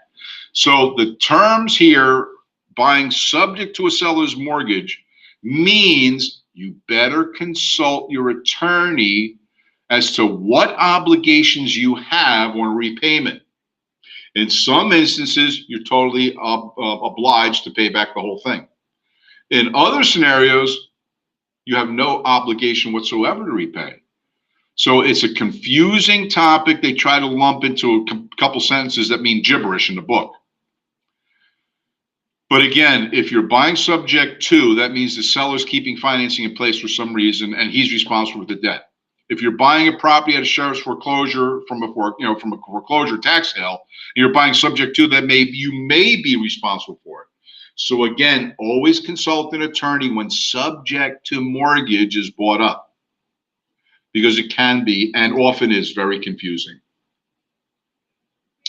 An alienation clause. That's what banks use when you voluntarily sell your property to somebody else. Remember, if you default in your payments, the bank exercises the acceleration clause, demanding the full amount of the debt due and payable immediately. Well, an alienation clause says when you alienate the property, meaning transfer ownership to another, when you sell your property, the bank wants to pay paid off for the outstanding debt to date, meaning the principal amount that you owe plus any interest that the bank has earned as of the closing date. They cannot charge you for unearned interest on the amount that you should have paid because the bank is freely allowing you to sell and pay off the debt as it is due today. The principal and any interest charged as of that date, they have a right to, but after that date, they don't have a right to. So an alienation clause is done when a voluntary of sale of property occurs, also known as the due on sale clause. When you sell, you got to pay this amount to the bank. Therefore, sellers are encouraged to call their banks to get payoff statements to know exactly how much money they have to pay at closing to satisfy the debt. All right, we're almost there, guys. Foreclosure. All right, now foreclosure is the underbelly of real estate. 8 years ago, one of my old mentors, I'll call him, his name was Charlie Blumenkel. Charlie owned 5 GMAC real estate companies, and I was his director of career development for 5 years, and we did some other stuff for another couple of years. He called me 8 years ago and he said, "Hey, Jensen, what are you doing with your sorry butt?" And I told him what I was doing. He said, "Get some money, get together with me. We're going to invest in unperforming or non-performing mortgage notes." The hell are we doing that for? Because we're going to make money. What happened was, and this is a very quick story, Pam Rapo Savings Bank, a bank down in the Gold Coast, Bayonne, went out of business because of all the bad loans they made. They made a good number of commercial loans that they messed up on and went belly up. Bayonne Community Bank bought the assets and debts of Pam Rapo and auctioned off the debts, the unpaid and non-performing mortgage notes to investors. I was in an investment pool. We purchased $10 million of non-performing mortgage notes, commercial notes, for $4.5 million. That means we owned the debt from the uncollected mortgage monies. What was the original $10 million, we now own for $4.5 million. My job was to monetize those properties as soon as I could.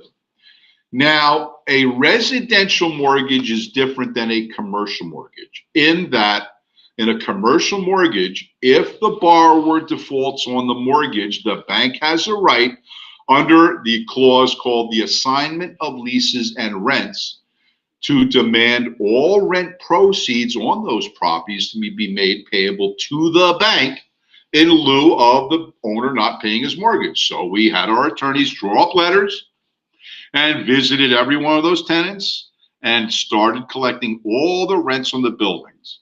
Well, that got the owner's attention very quickly. So instead of trying to hunt down the owners, we were getting phone calls. "Hey, this is the owner of property, so-and-so and so-and-so. What are you doing to my rent?" Thanks for calling. "Hi, my name's Tim Jensen. I work for ABC Asset Management Company. And we are the bank now that controls the property. In fact, I'm glad you called because I want to discuss with you a repayment schedule that you better start repaying us on for the defaulted mortgage on the property. When can we expect the payment?" Click. Or some very choice words were mentioned and then a click. I can see this is not going to go easily. So my job was to convert that property into money as soon as I could.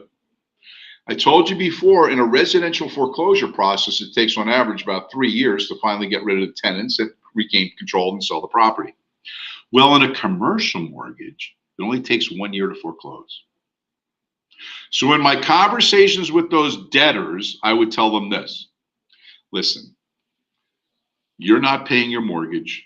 We're the bank that owns the debt. We're asking you, if you can, to get into a forbearance agreement and repay the debt. If you did that, we can establish the note as a performing note after 2 years of repayment proof and sell it on the market as an investment to another buyer of debt and maybe make a few shekels. Or if you choose not to do that, then I'm going to have to foreclose on you. And by the way, that's going to take you more time and money because you're going to have to hire an attorney. You have to go to court. And regardless of your position, I'm going to tell you right now, 1 year from today, we're going to own your property through foreclosure. The bank's going to give us a writ of execution to repossess. We're going to take your property away from you. And you have no claim on that property and you still owe the money. So what are you going to do? Well, what do you mean? I'm keeping a property and you better get your grubby little hands out of my pockets. I'm sorry, it doesn't work that way. After a few months of realizing that we're serious and they're not getting the income from their tenants, all of a sudden, hey, what'd you say about a forbearance agreement? Then we got a few people starting to pay us back now for the debts that they owe us. And in that case, after 24 months of repayment on our agreed upon schedule, we can reclassify that as a performing note and sell it to investors on the open market and make money on the resale, if they stick to their repayment schedules. In other instances, we had owners say, you can go take this property and you know what? And okay, very nice. When can I expect the payment? Click. So we file the foreclosure paperwork. They'd be getting notices from their attorneys in the court about the foreclosure process and the hearing dates. Then I try to contact again and offer them the following. Mr. Owner, I would like to avoid the court process, and I'm sure you would too. I would like to propose a different kind of deal instead of the first one. And this is this. Would you be willing to give me the deed in lieu of a foreclosure process? Meaning, you just turn ownership of the building over to me now. That way, you avoid a court cost, the hire of an attorney, the time and expense, and as a bonus, I'll give you a satisfaction piece of the debt paid. Would you agree to a deed in lieu of foreclosure? This is also known as a friendly foreclosure or an alternative to foreclosure, a deed in lieu of foreclosure. So if they were to give me the deed, now I don't only own the debt, I own the property as well for 45 cents on a dollar. And by collecting all the tenants' incomes, I'm using that to fix the property up or put it back in a condition I can resell, or we just kept the money as profit against the debt owed or income against the debt owed.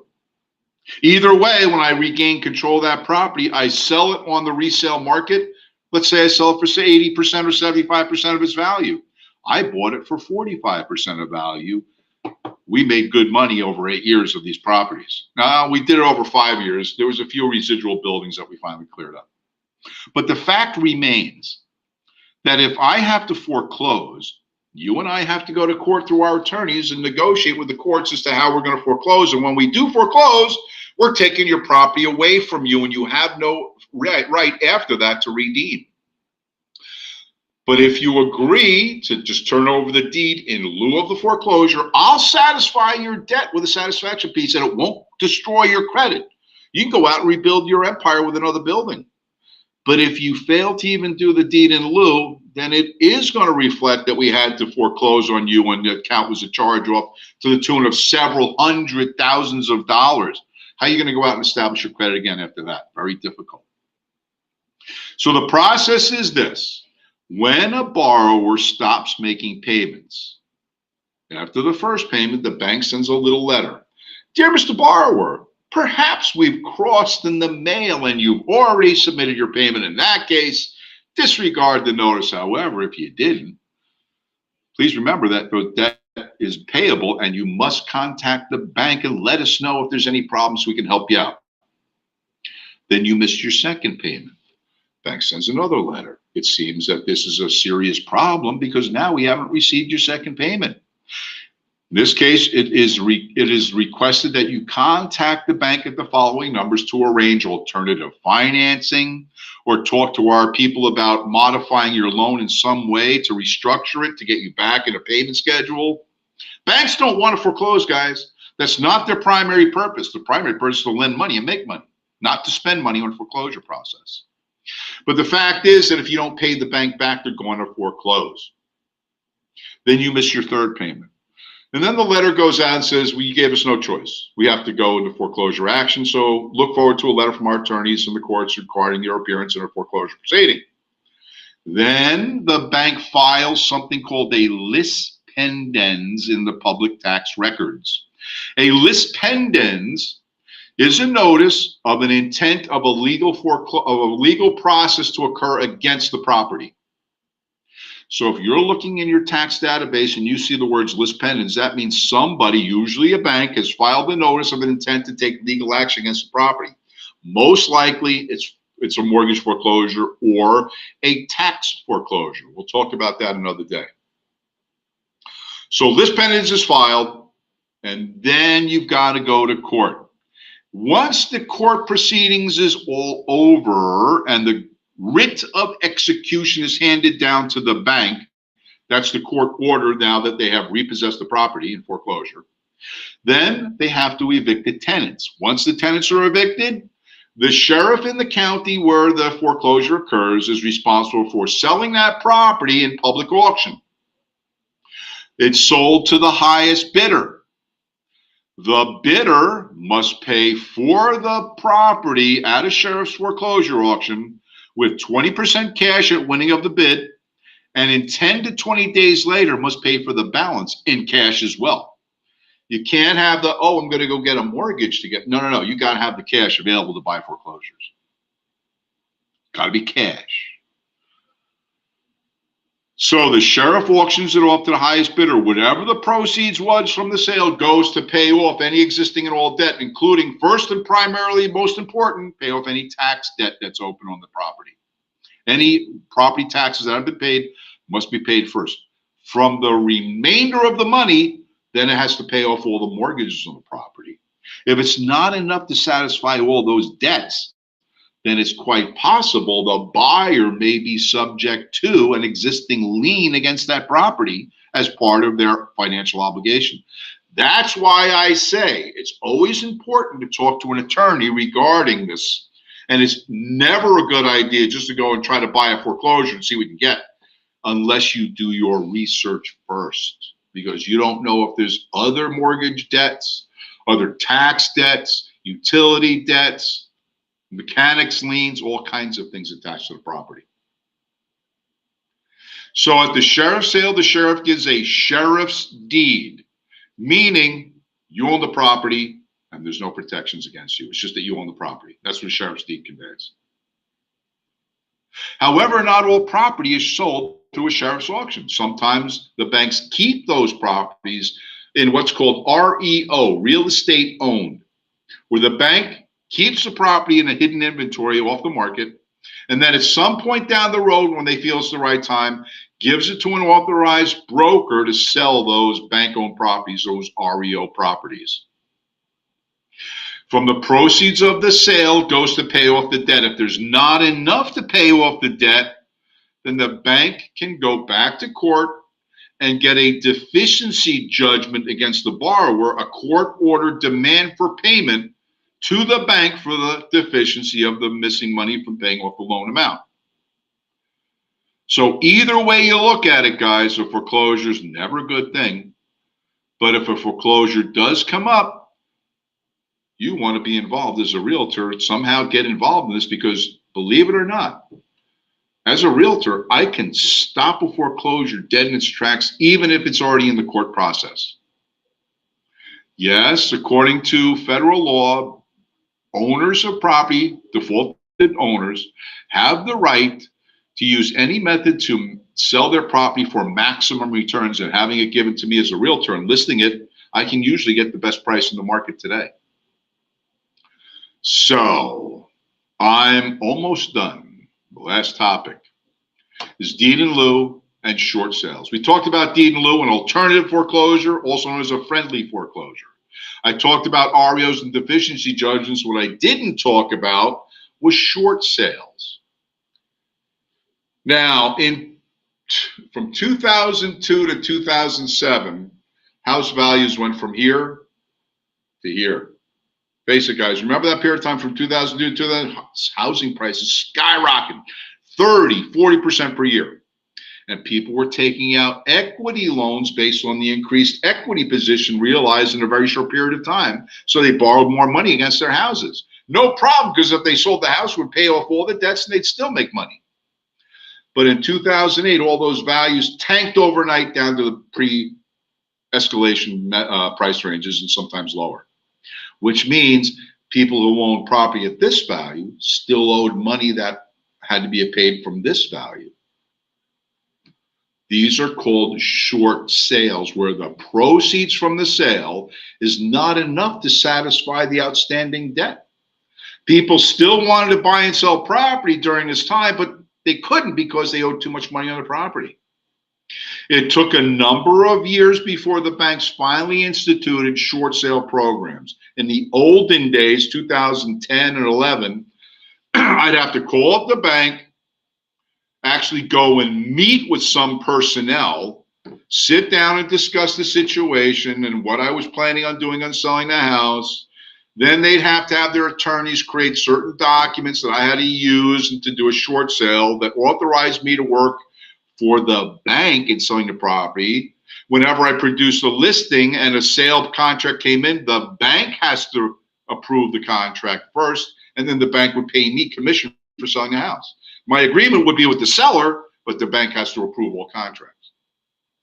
Which means if the value's up here and the value's here, the debt is up here, then I can only sell it for the market value today. So I'd put it on the market and sell it at this value, and then present that contract to the bank. If they approved it, I sold the house for today's current values, collected my commission, but the borrower may be responsible from the difference from here to here, and that's called a short sale. And a deficiency judgment would be rendered against that borrower, and the debt must be converted into a personal debt with the bank. So that's the information about short sales, and there's still some out in the markets. So go take a course in short sales if you can. Might help your career. So we're done presenting the information on the introduction to mortgage chapter. Is there any follow-up questions before I pull up the Q&A as a review for the chapter?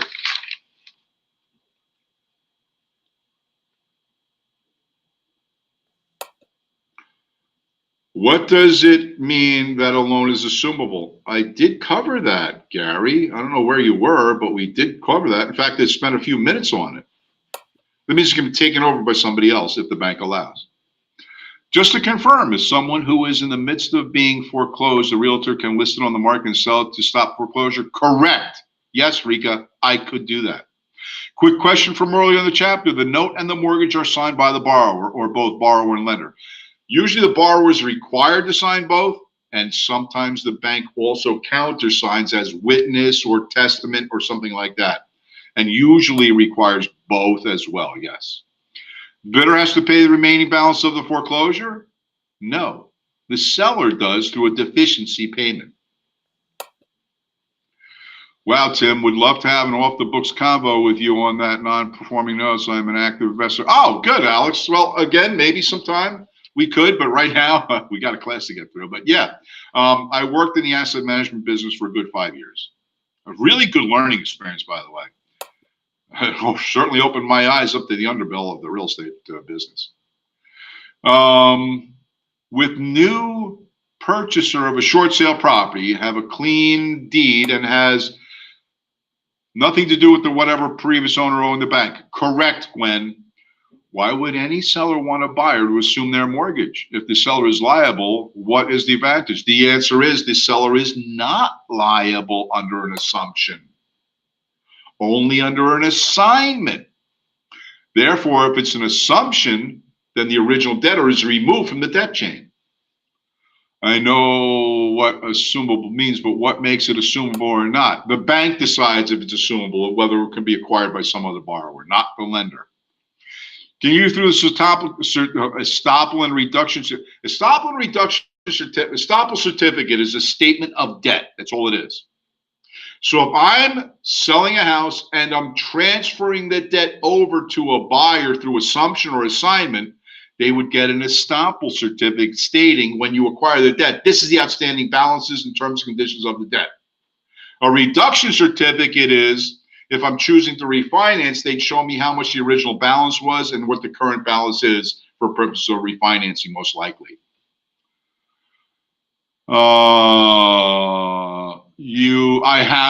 I've been in this business 27 years, Iana. I've seen a lot of different things. I've been through a lot.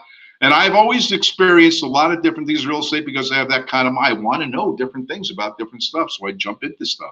Sometimes I make money. Sometimes I don't. Can proceeds from short sales ever cover the full judgment amount? Well, if it's a short sale, then no. Because it's selling for current market values, and the seller still owes debt much higher than the value of the current market amount. There will be a deficiency judgment. Okay, good questions. Let me moderate and pull up the review questions for the chapter so we can go home at some point. A lot of information today, right? So hang on while I pull up the review questions for this chapter. There it is. Okay, so question number 1.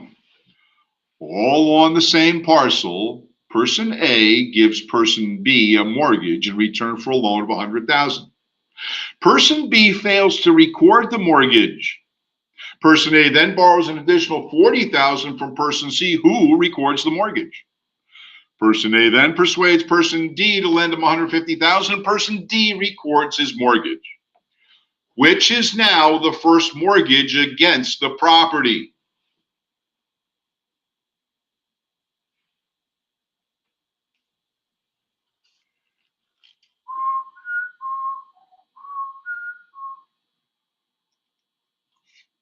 Oh, Alex Trebek's last telecast was Friday night. What a sad thing, huh?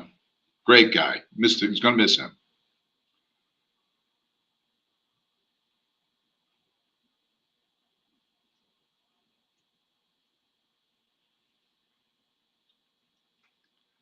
So what are our answers here? Hoping for a few more participants in the Q&A. Is that right? I see Ponce de Leon back with us. Welcome back, Ponce. Missed you. Glad to see you're back. Finishing up your course, I'm guessing. I just saw you have a login. Great. Good to see you. Now let me open it up. What's going on, bro? Did you pass your school exam yet?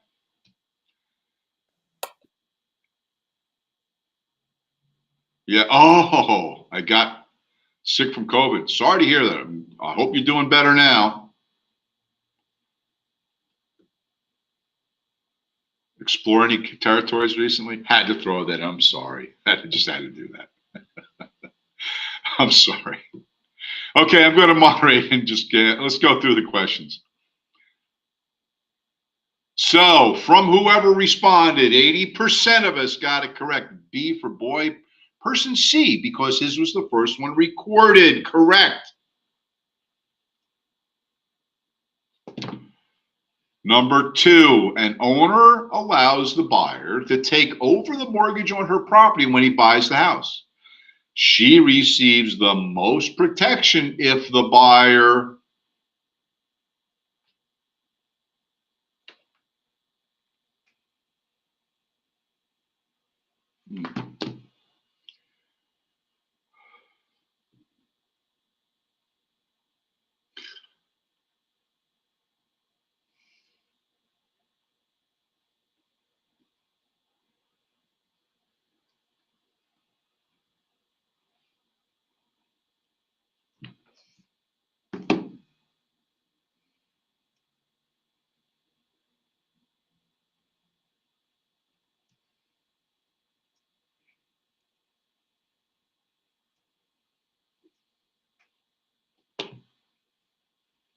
And from those who responded, 64% of you did answer correctly.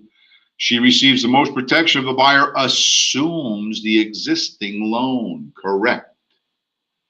Number 3, a mortgage document requires the mortgagor to perform certain duties. Which of the following is not one of these duties? This is requiring the mortgagor to perform certain duties. Another typo, I'm going to tell you.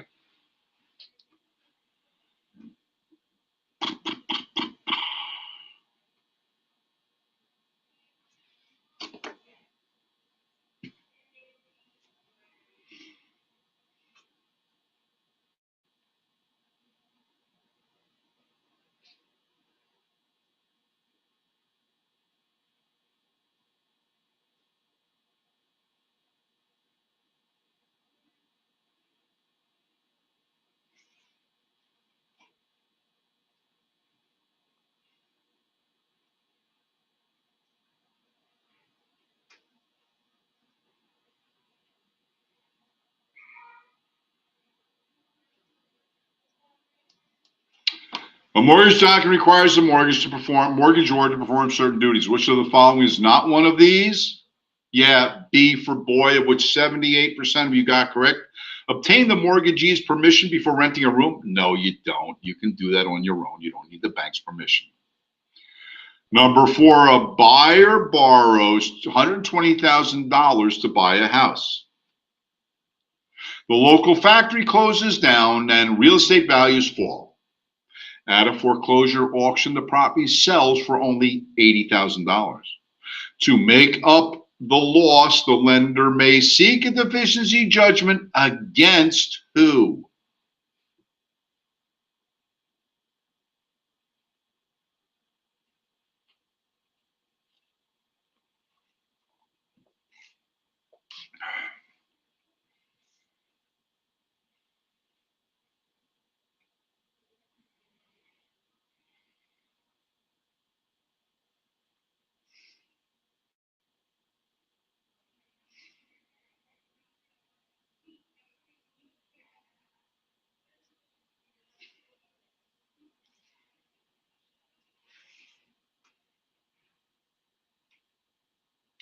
And 60% of you did correctly answer A, the original buyer.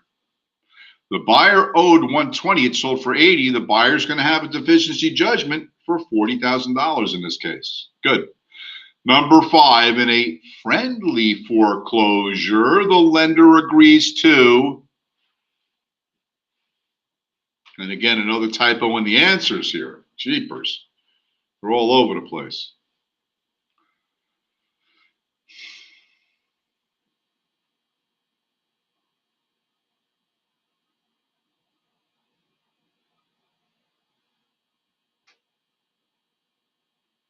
In a friendly foreclosure, the lender agrees to, and I'm going to say 80% of you are correct, answering B for boy. Accept the deed in lieu of foreclosure. That's not accept. It's supposed to say accept. Sorry. So B for boy, accept the deed in lieu of foreclosure. Number 6, the bond accompanying a mortgage is signed by the,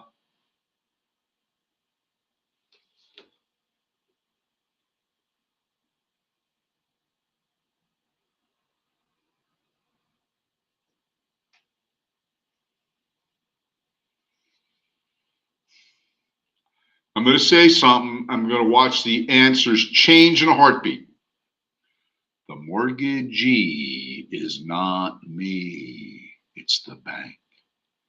The bond accompanying a mortgage is signed by the, now the answers are changing.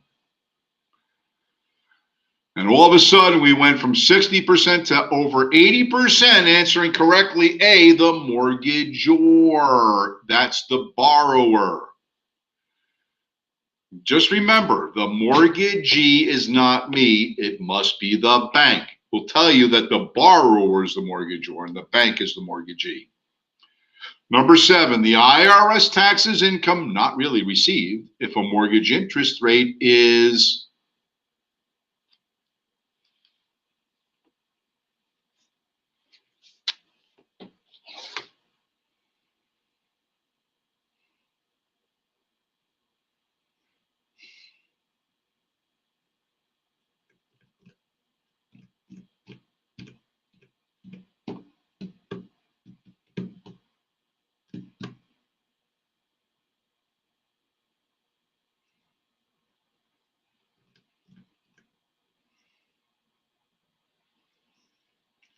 and I'm going to say 2 out of 3, 65% of us correctly answered D, below the applicable rate. Remember, I'm charging less than market, and the IRS imputes a higher interest rate against me. D for dog. Number 8, New Jersey is usually New Jersey. Wow, let me read it from the book. New Jersey's usury limits apply to interest on mortgage loans by, I don't know how they butchered that question so badly. New Jersey usury limits apply to interest on mortgage loans by What do usury limits apply to?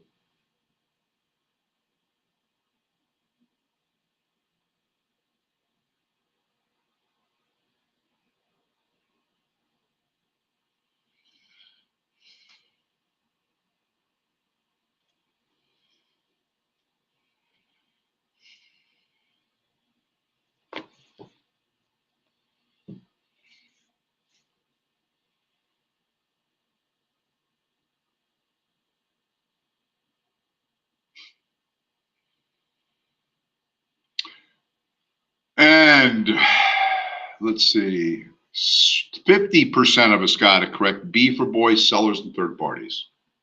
Yeah, the book says usury limits apply to seller financing and where third parties are involved. So B for boy. Number 9. The two instruments signed by someone who pledges real estate for a loan are known as the...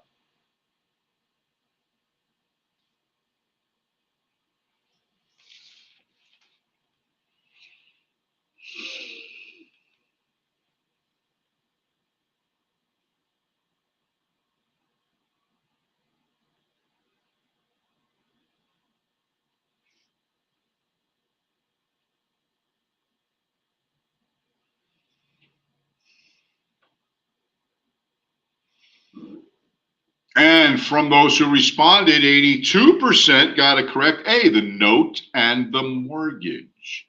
Remember I said the note and bond are the same thing, just called different things in different states. In New Jersey, we call it a note. Number 10, a mortgagor is the one who...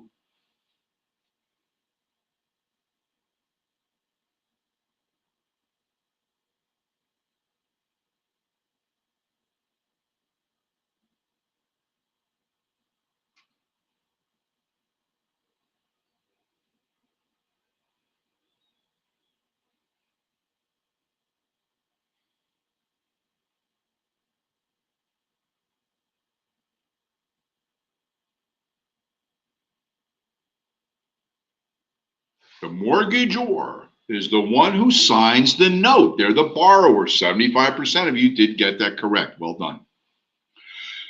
Number 11. Excuse me. A homeowner has just made the final payment on his mortgage loan. His lender must record a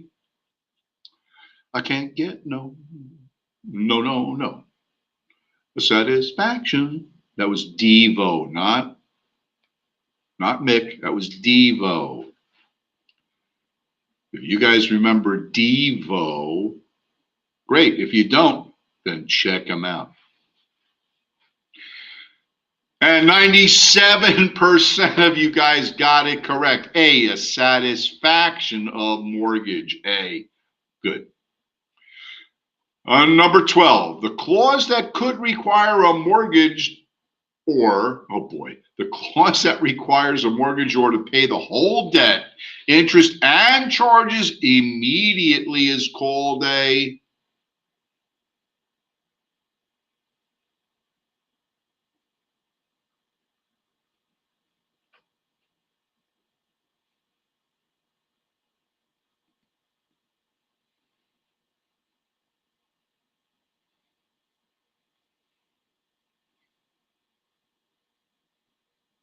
90% of you correctly answered acceleration clause. Yes, C was correct. Number 13, a homeowner defaulted on his mortgage, which had a remaining principal balance of $100,000. At foreclosure sale, the house bought only $82,000. To recover the remaining $18,000, the lender may, and quite often does, seek what? I just gave you the answer. And 100% of you, no, 95% of you got it correct. A, seek a deficiency judgment. A, very good. 14, a homeowner, oh boy. A homeowner defaulted on his mortgage, which had a remaining principal balance of 100. Wait a minute, is this the right question? Oh, 14. A homeowner defaulted on his mortgage, which had a remaining balance of $165,000. At the foreclosure sale, the property bought $180,000. After the debt and cost of foreclosure are met, who receives the remaining money?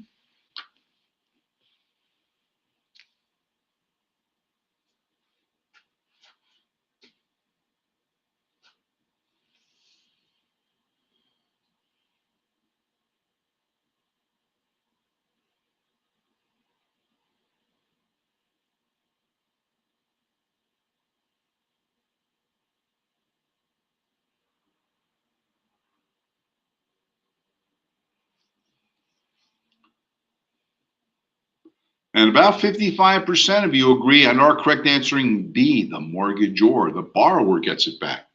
If a sale of a property results in excess money after all costs of foreclosure occurs, that's called equity. And equity belongs by law to the borrower, the mortgagor, B. 15, an interest rate that exceeds the legal rate is called?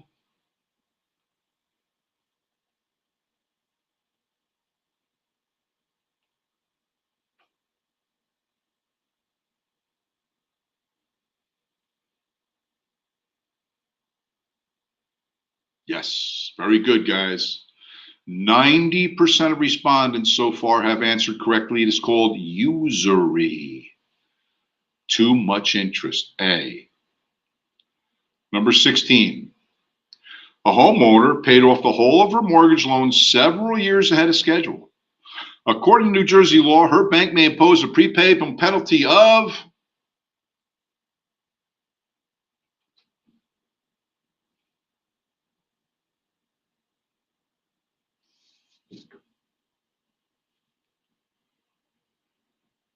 I honestly thought I'd get 100, but we got 95% of respondents got it correct, and they owe nothing.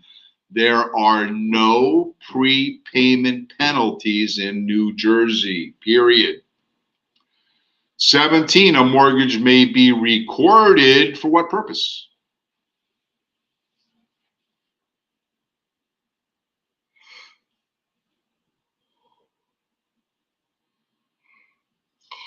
Excuse me.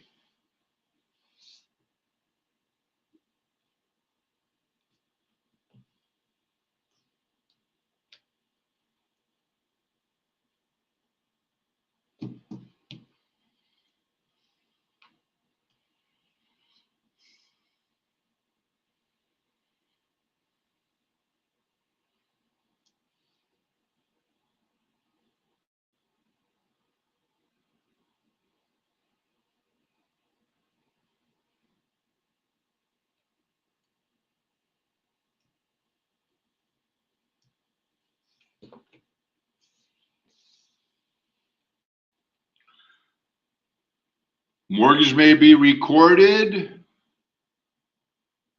Did we answer that one? To establish the priority of the lender's lien? Yes. A. And 94% of us had that correct. Well done. 18, the existing mortgage loan may be changed to a junior lien by what method?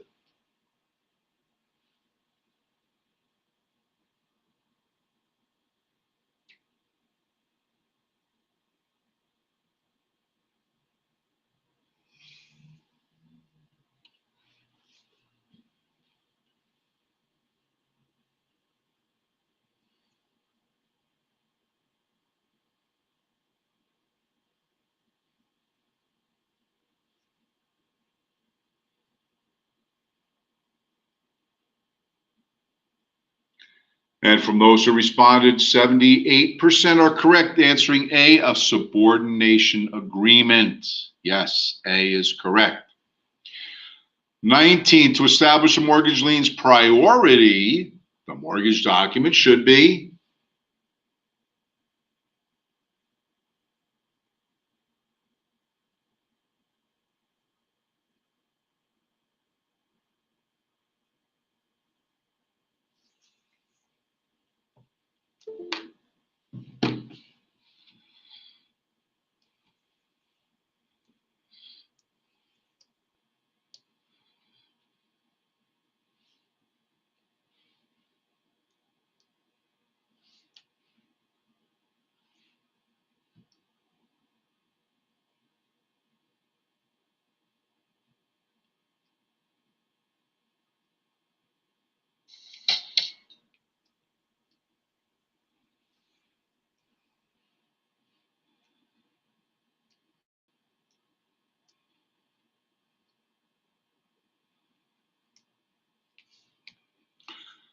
93% of you are correct. Recorded. Very good. Recorded. Number 20. The successful bidder at a foreclosure auction must pay for the property with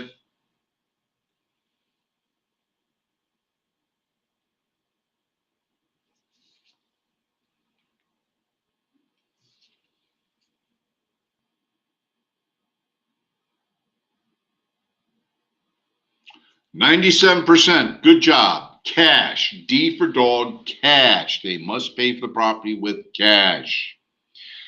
21. Last couple questions. A short sale is one in which the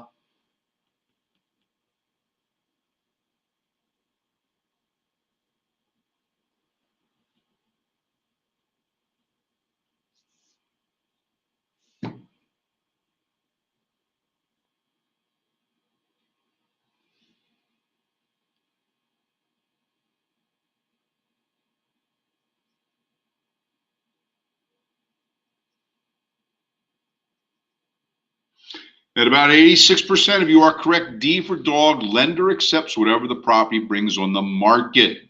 That's correct. And last question for the day. Borrowers decided to accelerate their mortgage payments. This process is called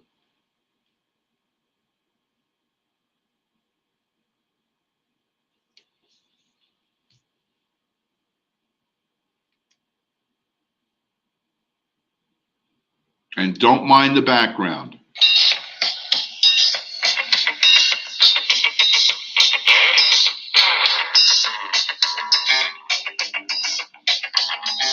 What's that?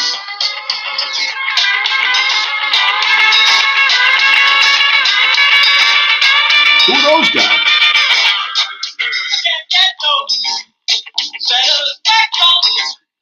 Sorry, I had to do it, guys. That's Devo. When we are not men, we are Devo. All right, so question 22. Borrowers decided to accelerate their mortgage payments. The process is called prepayment. 77% of you had that correct. Good job. All right, good class today. Good information. If anybody has any follow-up questions to today, please stick around and ask. If you're done, you're done. You met your obligations. Your 7.5 hours are accounted for in the books. If you have any questions, stick around. However, if you're logging off, hang on a minute. Not done yet. You have homework tonight. RECareerCenter.com/homework is where you can find your homework assignments, chapters 12 and 13. And for tomorrow, chapter 14 and 15, we start at 9. So be here or be square. So we'll see you guys tomorrow morning, 9 o'clock. If you have questions, stick around. I'm here.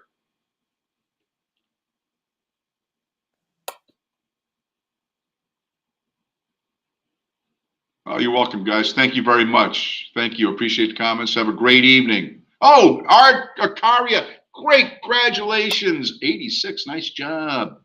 No, go out and kill that state exam. Good for you. Where's the homework found? Let me put the web address up real quick. RECareerCenter.com/